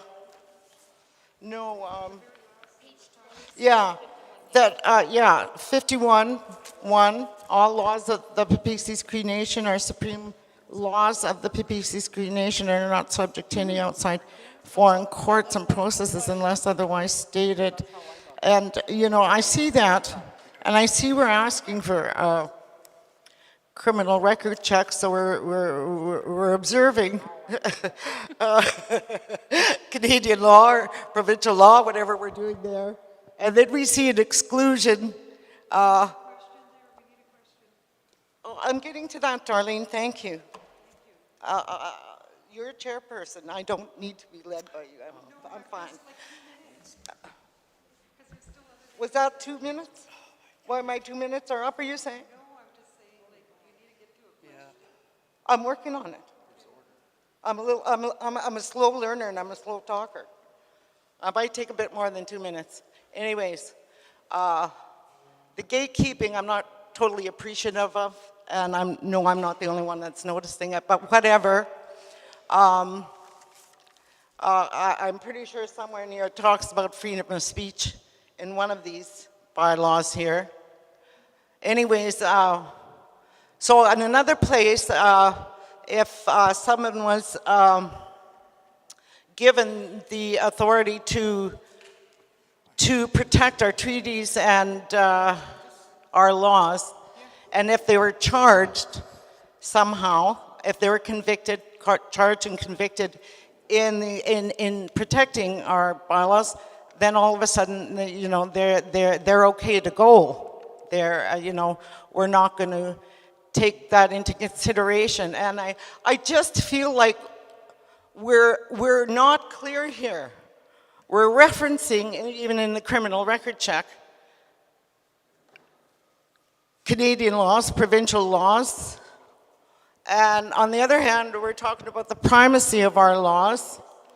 And I'm just wondering how we reconcile that. How is that reconciled? How is that reconciled within our laws that, like Sandra was referring to?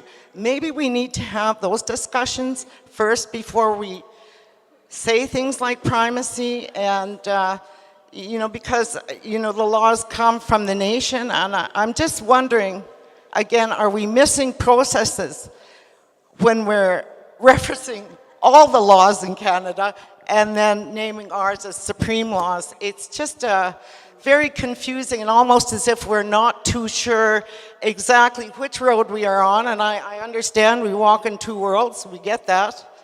But at some point, I think what we're missing here is the process of dialogue to establish a common understanding, not of one or two people, not of 3 or 4 people, but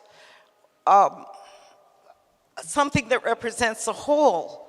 So we're not sitting here asking questions all the time, but yeah, it just seems like we're almost like confused ourselves in calling for criminal record act or criminal record checks, and the next thing stating primacy.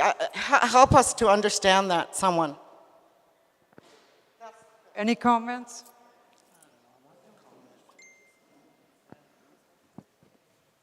Please, ladies and gentlemen, we're going to take this last question here, and this is the last question, and then we're going to have a break.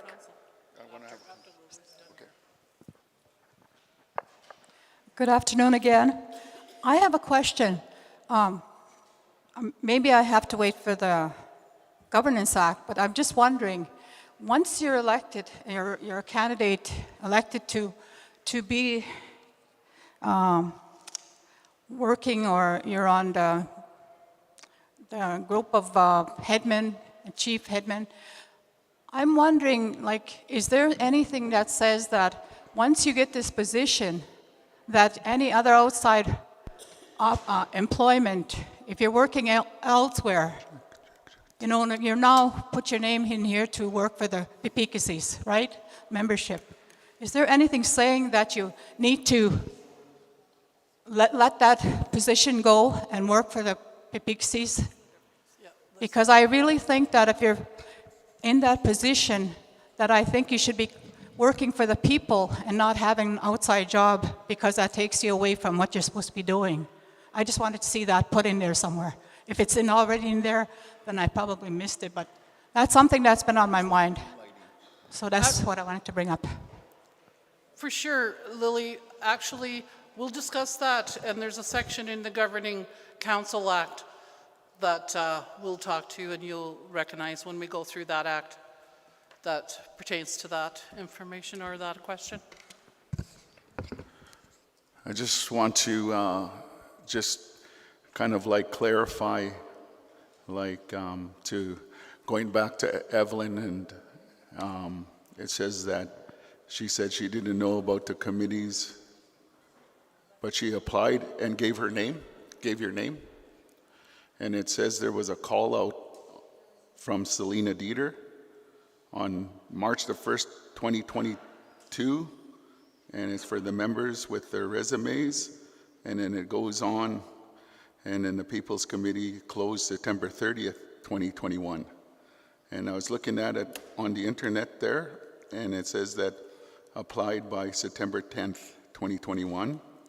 And I just think even to, as a headsman for the Katayak, meetings are always open for Alma, and we welcome to come and give their input dates and always posted on the governance page. We always want to do that we're not against anybody. We're welcoming. We should be a welcoming. Our knowledge keepers that's who we respect. That's the ones that we respect. And for Arlene, I wanted to talk for Arlene. We do need creator laws. We do need those laws. We need the governance laws that will bring those things like with our rights and have all different kind of rights if you want to, what you're talking about, and those things that we want to, those are the things that we need to have understanding, even if you're in governance, to have the rights of who can go against one another and all understanding like that. We need to have those because then you have a safeguard. Then you could safeguard one another. Then we're just not blowing everybody out of the water. All the way from your headsman, Desmond Denemy, or my Indian name. Should I give my Indian name? Des from the Res. All right. Okay, 5-minute break, and then we can resume after 5 minutes. 10 minutes. Sorry, go hard. 10 minutes.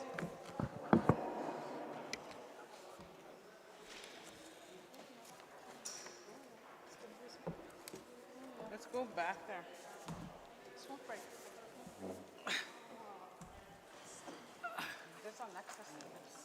Yes.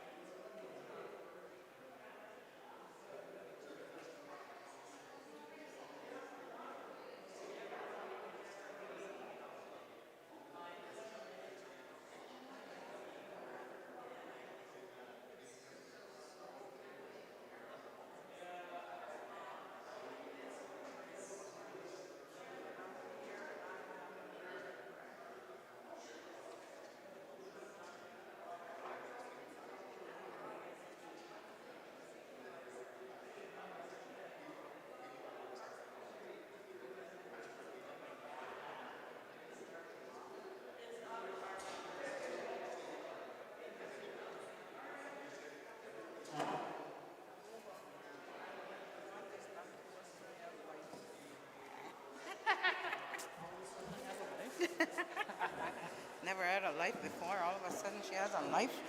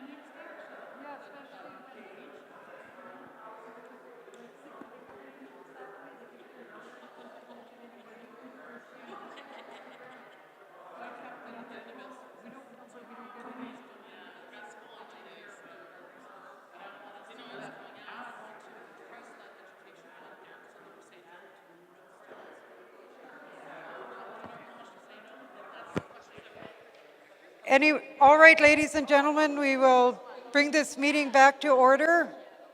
Any questions regarding the Election Act? Any more questions regarding the Election Act? If not, we're going to read the Governance Act.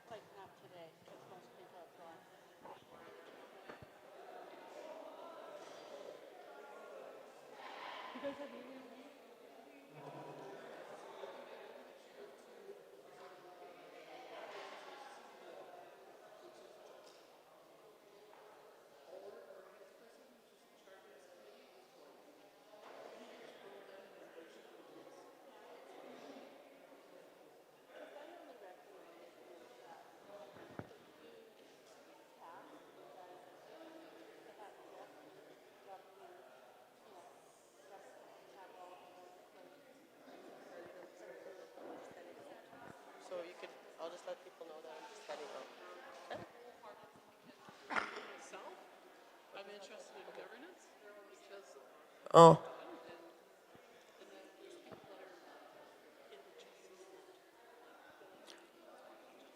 I am just going to let everybody know that I'm going to be heading out for the rest of the day. I'm just not feeling too well, but you guys all have my name, my phone number. Call me if you need anything or have any questions. Thank you. Thank you, sis.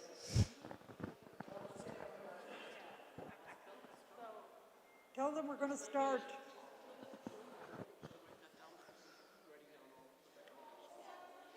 Ladies and gentlemen, any questions concerning the Election Act? We are starting and we brought this meeting back to order. I will be asking the committee to start in on the Governance Act if there is no more further questions.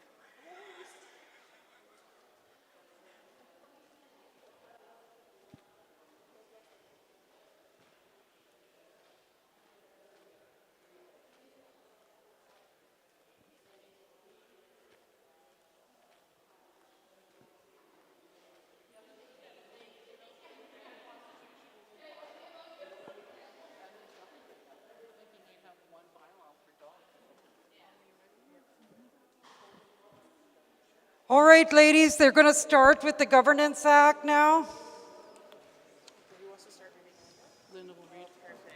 All right, we're going to start with the Governance Act and the changes that were made to it. And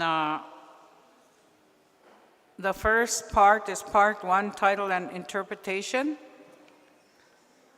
Title: This act may be cited as the Peepeekisis Cree Nation Governing Council Act, the short title of which shall be the Governing Council Act, hereinafter referred to as the Act. Okay.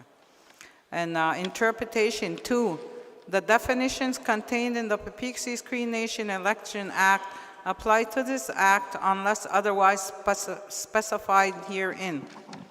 Number 3, in this act, 3.1, elector means a person who is a member of the nation and is 18 years of age on or before the date upon which they participate in any activity outlined in this act. 3.2, governance. Governance means that process used by the Peepeekisis Cree Nation to establish good relationships, to make decisions, and for the Governing Council to be accountable to the membership. 3.3, Governing Council means the chief and head persons of the nation. 3.4, immediate family means spouse, parents, siblings, children, mother-in-law, father-in-law, step-parent, stepchild, parent, surrogate, son-in-law, daughter-in-law, sister-in-law, brother-in-law, grandparents, and grandchildren. 3.6, Kateyak means those individuals who are recognized among themselves as Kateyak. 3.8, membership means inclusive of all members of the Peepeekisis Cree Nation. 3.9, nation means the collective people of the Peepeekisis Cree Nation. All these are just because we changed that name. Yeah. And number 4, 4.2, 6 head persons. Structure. 6, the division of the portfolio responsibility shall be determined through discussion with a final decision for assigning portfolio responsibilities, the prerogative of the chief. 7, the portfolio area shall include but not limited to 7.1, education, higher learning and training, 7.2, health and wellness, 7.3, culture, arts and language, 7.5, governance, inherent and treaty rights, citizenship, and justice. Number 8, intergovernment relations and urban services shall be the collective responsibility of the Governing Council. Number 9, the chief shall assign a head person to work with the Kateyak. Authority. Number 13, the Governing Council may create and empower corporate and other entities and appoint directors. Number 16, members of the Governing Council will not exercise individual authority over the nation. Number 17, members of the Governing Council will abide by specific approval processes as prescribed by nation law for use of nation resources, including signing authorities and approval processes for the nation and Governing Council resolutions, financial and other material requisitions. Collective objectives. 18.1, to develop, initiate, and support progress in all the portfolio areas that support the improvement of the equality of life of the nation and its membership. Governance Council responsibilities. Responsibilities respecting governance. 19.1, to prioritize the business of the nation. 19.2, to devote the majority of their time on the affairs of the nation in order to render effective, credible service that will include attending to portfolio responsibilities a minimum of 3 days a week at the Peepeekisis Cree Nation Administrative Office. 19.3, notwithstanding Section 19.2, it is recognized that a Governing Council member may need to be absent from the nation for a specific day or days during a week to attend to the responsibilities outlined in this part. 19.4, to understand the operations, procedures, authority, and jurisdiction as it pertains to the Governing Council and the administration of programs and services for the nation.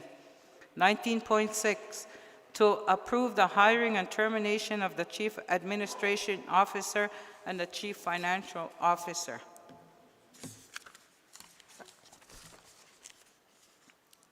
(19.7) To represent the nation at meetings, conferences, and other forums relating to concerns of the nation.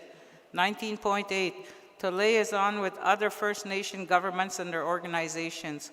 19.10, to report at band meetings on a semi-annual basis to the nation on the portfolio objectives achieved and plans of activities for the upcoming year, and such meetings shall be held on the second Saturday in April and the second Saturday in October, except in an election year when the October meeting shall not be held. 19.11, to present the annual audit at a special band member meeting to be called for such purpose. And responsibilities respecting treaty. 21.1, to work in consultation with Katayak and Governing Council members on the interpretation and application of the spirit and intent of our treaty rights and treaty issues. 21.2, to advise and work with the Assembly of First Nations, Federation of Sovereign Indigenous Nations, the Treaty 4 Chiefs Council, and other treaty organizations on treaty rights and treaty issues. Responsibilities respecting physical foundations. 23.1, to ensure the federal government honors the Crown's financial and fiduciary obligations with respect to treaty, international laws, and norms, the Canadian Constitution, federal laws, and nation laws. 23.3, to monitor Crown Indigenous Relations and Northern Affairs Canada, Indigenous Service Canada, and other federal departments and agencies concerning the federal management and the delivery of all discretionary and non-discretionary services to the nation until treaty-based physical transfer arrangements are recognized and honored. Responsibilities respecting community and people. 24.2, to maintain effective consultations and communication with the nation. Responsibilities respecting community justice. 25.1, to develop in consultation with the Katayak and Governing Council members effective methods wherein internal issues and disagreements will be resolved by nation systems and structures that would include a tribunal. 25.2, to establish and maintain practical approaches for peacemaking and reconciliation amongst the nation. 25.3, to coordinate the development of a community justice system and as an initial step support the implementation of a structure and a system to address the following. A, appeals of grievances related to nation laws, regulations, and policies. B, appeals or grievances related to other government policies, actions, or services. C, grievances or disputes between individuals or families of the nation.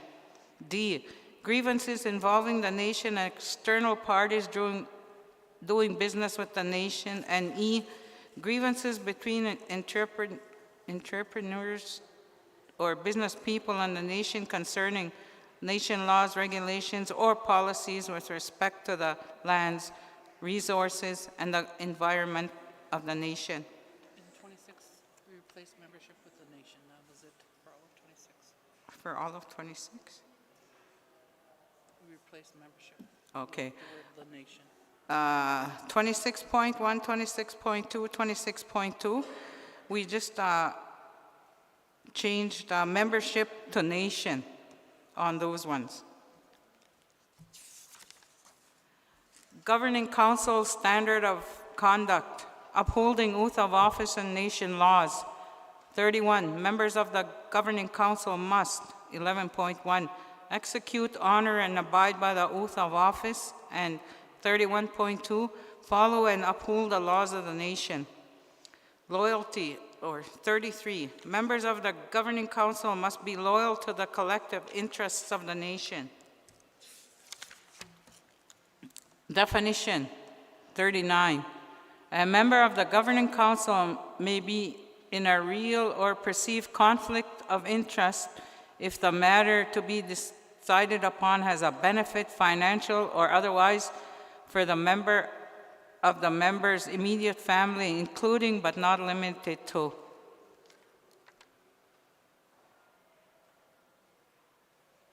Obligations, 42.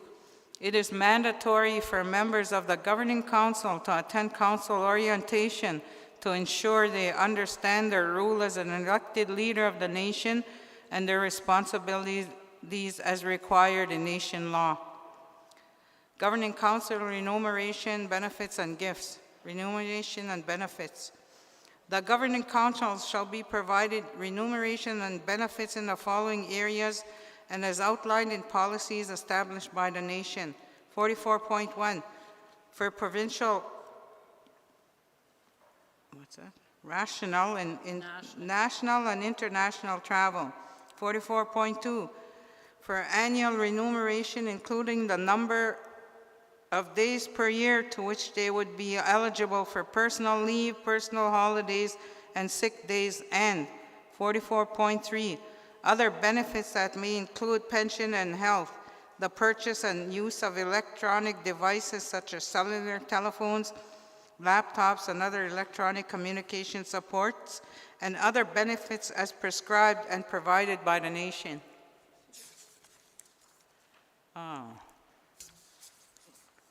48, an appeal regarding the remuneration identified in Section 47 of this Act shall be brought before the remaining members of the Governing Council for a decision that shall be final and binding on all parties. Governing Council re-election. Re-election, 50. When the chief or a head person seeks re-election and upon accepting their nomination, the chief or head person shall immediately be suspended as an official representative of the nation and have no authority to represent the nation at any meetings, functions, or other forums. Governing Council vacancies. 51.2, fails to provide an annual criminal record check as required under Section 59. 51.6, has been absent from one meeting of the Governing Council without just cause. 51.7, has been absent from any duly convened band meeting without just cause and reason acceptable to the nation electors. 51.8, is subject to a successful election appeal as outlined as Section 41 to 48 of the Peepeekisis Cree Nation Custom Election Act. 51.11, where the Kateya call for the resignation of a member of the Governing Council due to the member's 3 instances of contravening Peepeekisis Cree Nation law or 3 instances of their failure to uphold their oath of office, and where the disciplinary process has been followed as outlined under Section 60 and 61 of this Act. 52.1. The members of the Governing Council shall address the mental incapacity and or physical disability concerns with the member of the Governing Council in question to request they submit their resignation, and 52.2, where the member of the Governing Council in question refuses to submit their resignation, they shall be asked to provide a letter or certificate from a qualified medical practitioner verifying that they can fulfill their duties and responsibilities. Such a letter or certificate must be provided to the remaining members of the Governing Council within 2 months following the date they were asked to submit their resignation as outlined under Section 52.1. Resignation, 53, where a member of the Governing Council seeks elected office with another First Nations, tribal agency, or Grand Council to the Federation of Sovereign Indigenous Nations, or to the Assembly of First Nations, they shall provide a written resignation from their governing council position to the remaining members of the governing council effective. 53.1, the nomination day of the First Nation tribal agency or Grand Council. Or 53.2, on Declaration Day of the Federation of Sovereign Indigenous Nations or the Assembly of First Nations. 54, where a member of the Governing Council is seeking elected office according to Section 53 and does not submit their resignation, they shall be deemed to have resigned their office on the dates outlined in Sections 53.1 or 53.2. 55, where a member of the Governing Council decides to resign from their position on the Governing Council, they shall provide written resignation to the remaining members of the Governing Council of not less than 30 calendar days from the date of their resignation. Delegation of duties for vacant Governing Council positions.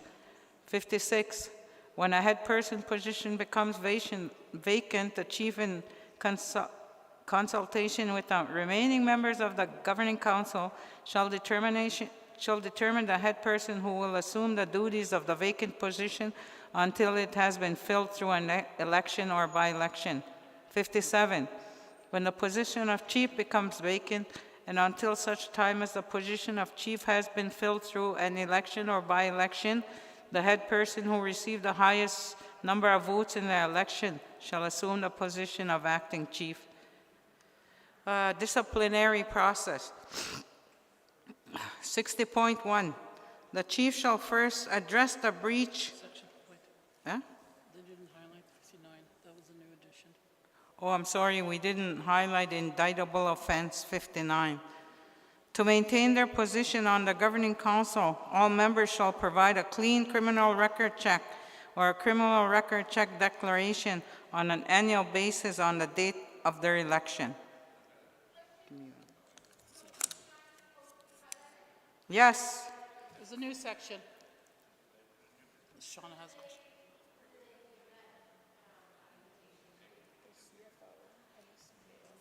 It would be the CEO.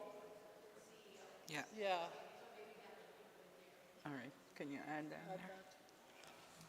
Okay, disciplinary process, 60.1.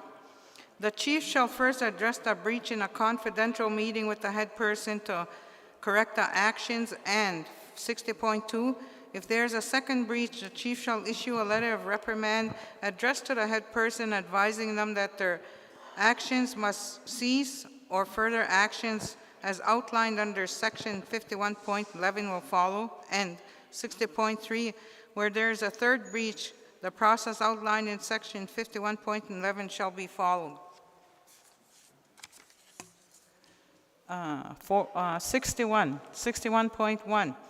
The remaining members of the Governing Council shall first address the breach in a confidential meeting with the chief to correct the actions. This is for the chief.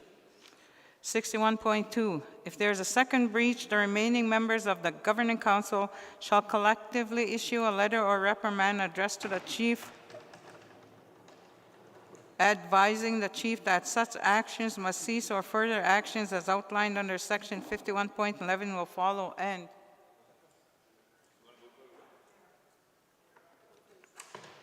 61.3, if there is a third breach, the process outlined in section 51.11 shall be followed.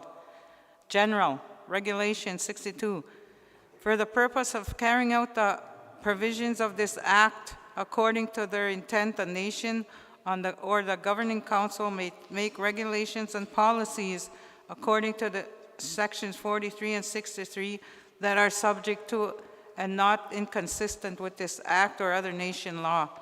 63, the following council may make regulations and policies. 63.1, for the conducting of its meetings. Interpretation, 64.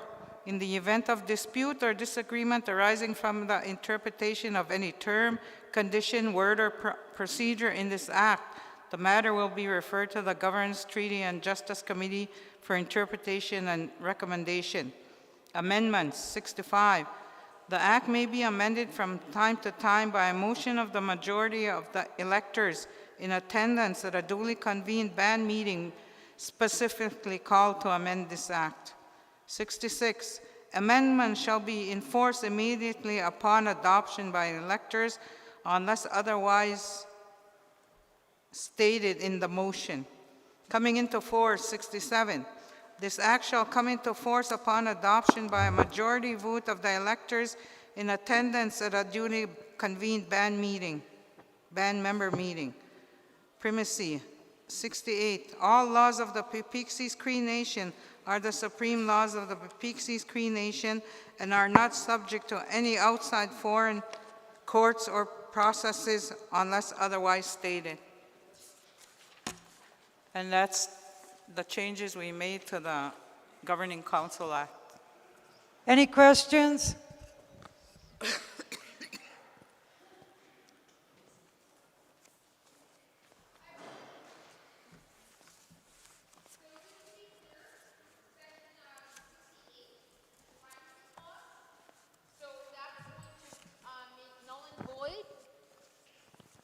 Any and all human rights, charter rights, and labor rights in Canada as long as Peepeekisis sees fit through the Governance Council and the Kateat?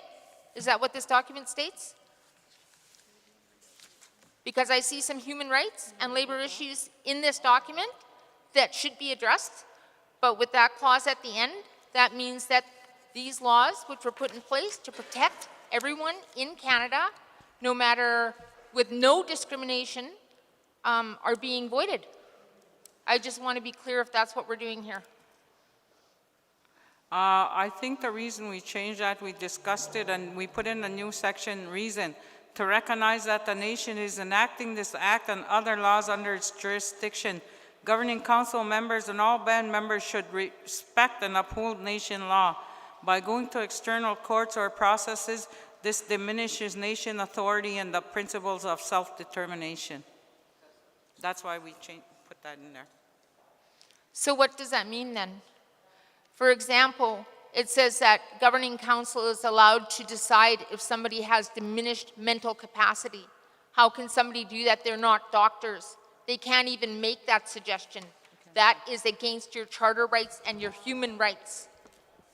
So I don't understand. I don't understand what's going on with this document. And then the primacy at the end seems to just wrap all that up, that that's okay.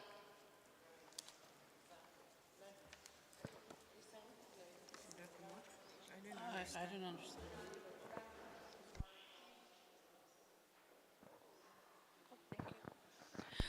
I'm sorry, Michelle, we couldn't hear you.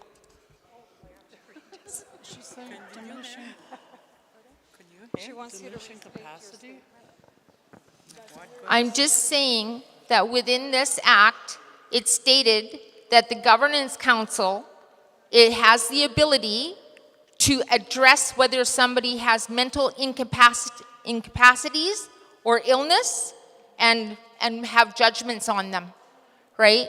So that's against human rights, charter rights, labor law, like just everything. That's just against everything because nobody has that right to do that to anybody. They can't even suggest it.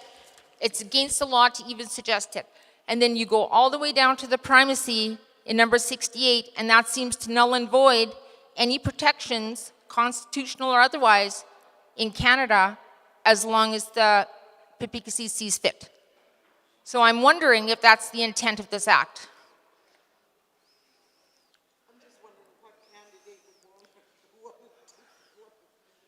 Who would even suggest it?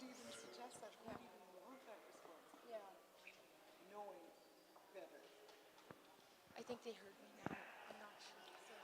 These are just suggestions. This Governance Act will be revised and it will be voted on November 18th.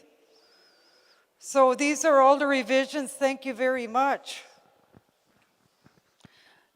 I think there's a question of jurisdictions and if there's any conflict in this with other jurisdictions, and that includes treaty as well. Because we had the original Governance Act, I forget how many years ago now, and we had it reviewed, and that person that reviewed it said that there is a problem with giving treaty representation to an elected governance, and that's Indian Act elected governance, because there's conflict there. And we have inherent treaty rights as individual people, and so that can't be something that is ever interfered with, that our own governance cannot be trying to harm its own membership, like with our rights.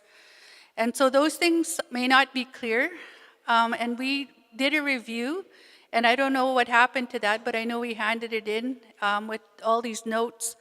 And this is why I'm, very, I guess, apprehensive of this act coming back, because there were issues with it before that were not addressed.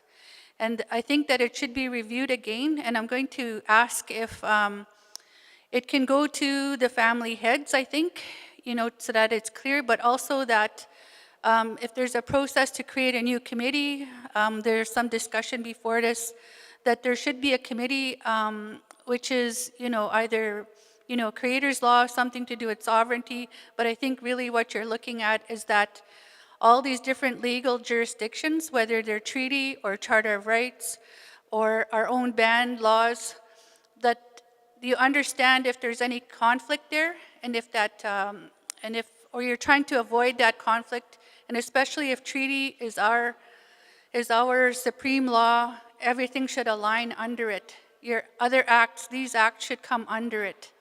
And to make sure that you're not interfering, that our own governance is not going to do any harm to its membership through these kinds of acts. And we had looked at it again a few years ago. We had that expert opinion, and I would like to actually bring this back. I'll do it anyway, for my own information. I want to see if, how it's written today, if there's any issue with it. But again, if you're referring to primacy, then you're referring to treaty, and so you should not be actually working against treaty. And you might not understand that. And I guess, I would ask for another committee. You have a committee here that's combining justice and treaty, and I forget what else. Governance, I think. I would like to see treaty taken out of that and put by itself. It was originally by itself, and I think it should be by itself. Because there's conflict there. There's potential conflict there. Thank you. Shauna? Just one thing. In page 10 for the governing council vacancies, and it says talk or provide an annual criminal record check. To who? To you guys as a committee, or to the CEO? I just need to clarify that. So, and plus, who's to enforce that? Just to have that clear recognition in there. Thank you. Any more questions, discussion?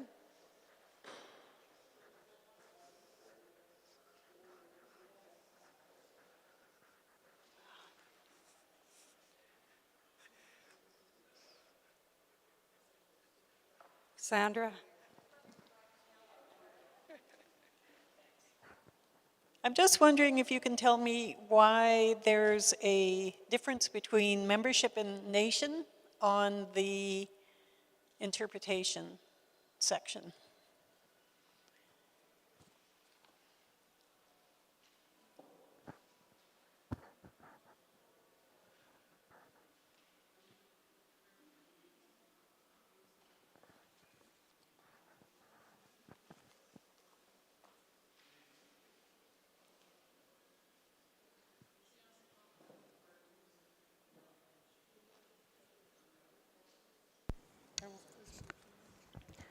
I think member is used in the Election Act to maintain consistency. We didn't want, it was deleted. The citizen was taken out. It was originally citizen, and we moved it to member. Yeah, to include everybody, not just citizens of Peepeekisis. So they're both highlighted. So you took out, or you replaced citizen with membership? Yeah. And what about the Membership- nation? Membership with citizen.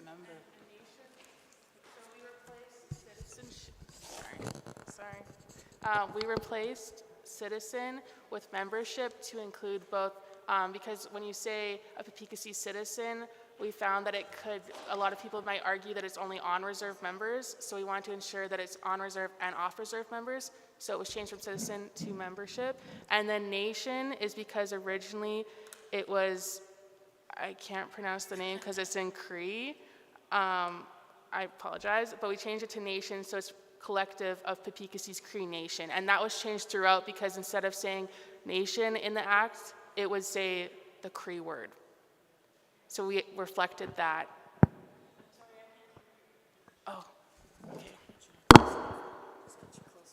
I just don't want to yell. Okay, so membership was originally citizen, and we changed that to ensure that both off-reserve and on-reserve members felt inclusive. And nation was changed from, does anyone know how to say that word? On the original Governance Act, there was a word, and it's in Cree, and I apologize that I cannot pronounce it. It's PASKWAWINIWAK. And we changed that to nation, so it's reflective of the rest of our legislation as in Peepeekisis Cree Nation. Does that clarify?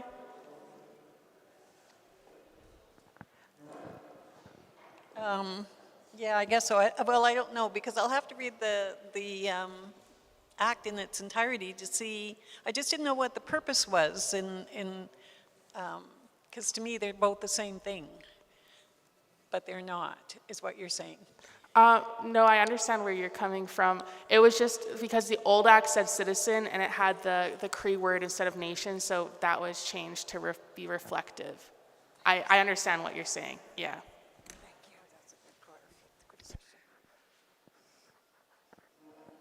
Thank you. Any more discussion, questions?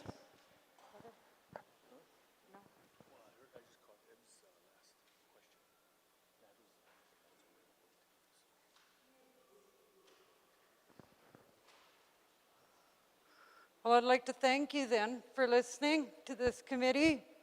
Please contact Blaine Penay if you have any questions through that. He is the counsel for this committee, council member.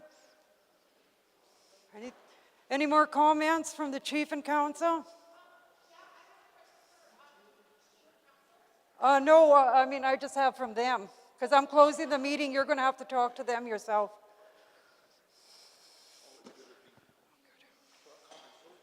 Just any comments? Closing comments? Are these kind of closing comments? Okay. Once again, my name is Debbie. I have to make an apology to our nation. In my overzealousness to get out my overwritten report, I guess some might say, and overzealousness in trying to be accountable for my actions, I actually made a very bad action in possibly implicating two of our members of our nation. And it's not meant to be implicating, but it could be misinterpreted as such. And so I just wanted to point you to the second page of my report. And back in January, when I first got on, and I was going through all my notes, and I type really fast, and sometimes I neglect to put everything in my typing. That's my error, my mistake, and I'm very, very sorry for this, and I don't want any interpretation or anything meant bad towards Blaine Penay or William Denemy. We were discussing something without their knowledge, and we realized quite quickly that it was a big error. And I attached an addendum to accompany that because I neglected to put the addendum that explains that we realized our error, and the motion was revoked like the next day. But it still may be misinterpreted, you know, as something that happened when it didn't happen. And so my sincere apologies. I made a grave error, and to the point where it made me sick, but that's how I am when I do something wrong. I realize my wrong, and I'm very, very sorry. But don't let the tears influence anybody. I am wrong, and I apologize profusely to both Blaine and Bill. Thank you.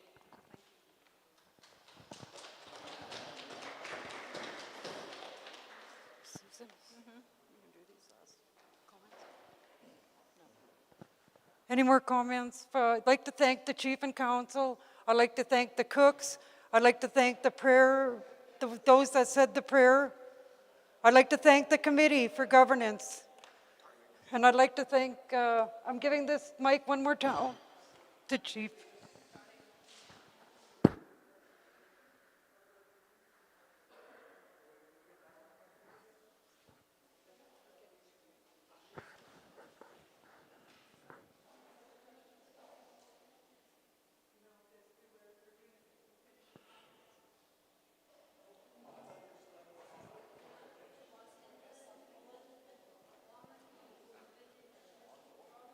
So I do have a report there, members. It's the one with no name on. My apologies, but I didn't put my name on it. But very quickly there were some key dates. And at the back there's also some other dates that are going to be happening yet. So one of the main ones is the Christmas tour. We don't know if we're going to do it yet. We are still having discussions on that. As you know, I did go to a signing ceremony back in August the 10th. Some of the members of council joined me, and our nation's part of an economic alliance now. It's a alliance of 4 nations. Enoch Nation from Edmonton, Tsuut'ina Nation from the Calgary area, and Whitecap Dakota Nation. What's different about this economic alliance is that we all own hotels, right? So we thought, well, maybe we bring on our nation. All it is a more or less a what do you call it? I'm lost for words now. It's more or less it's to help each other out with their hotels. We do know that Tsuut'ina has Grey Eagle, Enoch has River Cree, but they don't have spas, right? Same with Dakota Nation. We have the spa, we have no casino. So with this alliance, they're going to help us down that road of hopefully getting the Moose Jaw Casino. We're still in early talks. I know we have to meet with the Saskatchewan party over this, but I do know this, that the Saskatchewan party wants to give up both those casinos, Moose Jaw and Regina, right? So it only seems fitting that we take it because we own half that building that the casino Moose Jaw is in. So with that, I just want to thank our Madam Chair here. She did a good job. I want to thank all the membership for coming out, the ones on Zoom, thank you. For the tech guy for his work. And the council and the committees that did their hard work. I know this ain't done yet, so we heard how it's going to be played out. So I don't know if it's going to stretch into the new year, but if it does, it does. It's your documents, right? It's not ours. So with that, I want to say thank you, and once we know when we get the funds, we will let you know immediately. And that doesn't mean you'll get the money right away that day. We know there is a process too. So that could take a week after we announce. It could take 2 weeks. I don't know. But with that, I say hi, thank you very much. I'm going to hand it back to Darlene. I see Albert has a question, so let's just give him that question and call it a day. I don't know if you had backup anybody to close us off. Oh. I do one in the... Okay, good enough. Hi.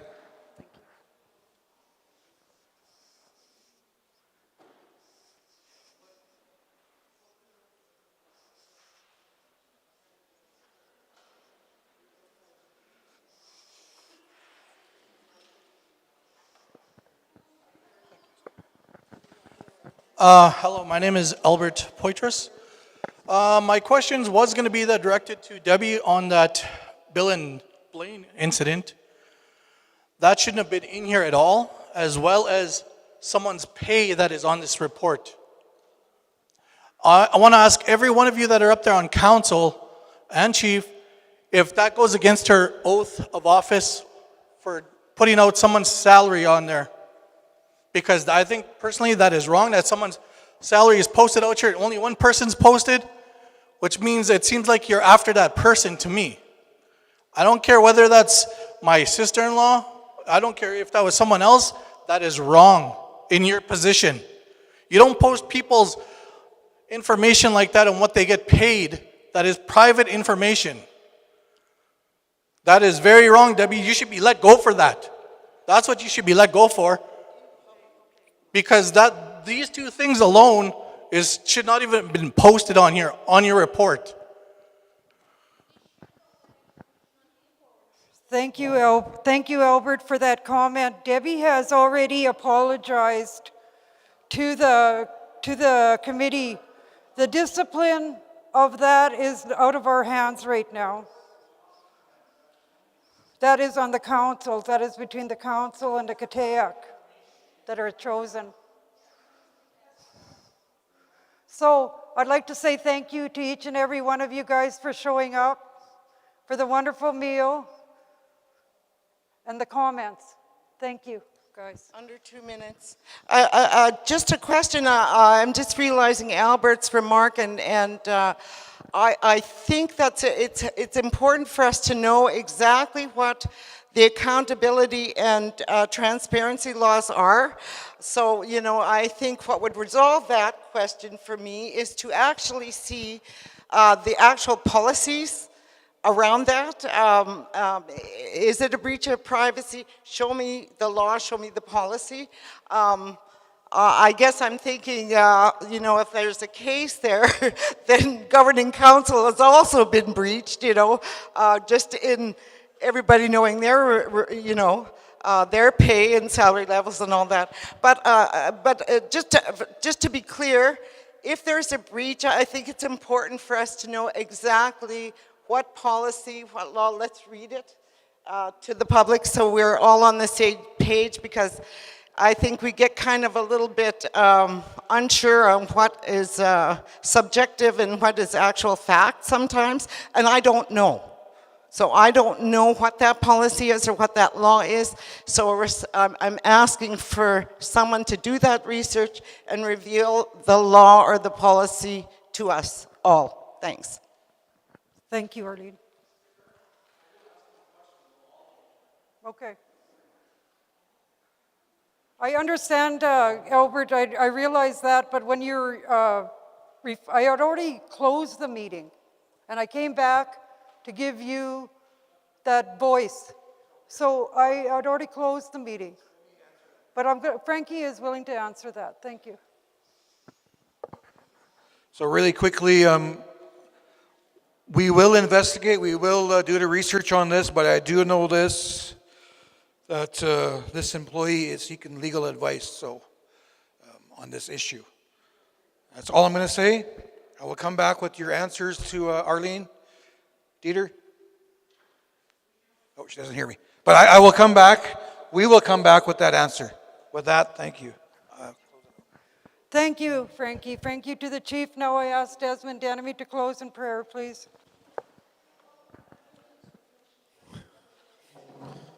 Let's just pray for this as we ended this day. We ask you, Lord, that you would be with everyone as they travel home, and all the suggestions and our committees and everything that was presented today. We ask you, Lord God, that you would bring it to a place of success for our nation. Thank you for leadership. We thank you for our Kateak. Thank you for everyone that brought questions up. And as we go this time, we thank you for your peace. In Jesus' name, amen. Thank you, ladies and gentlemen, traveling mercies.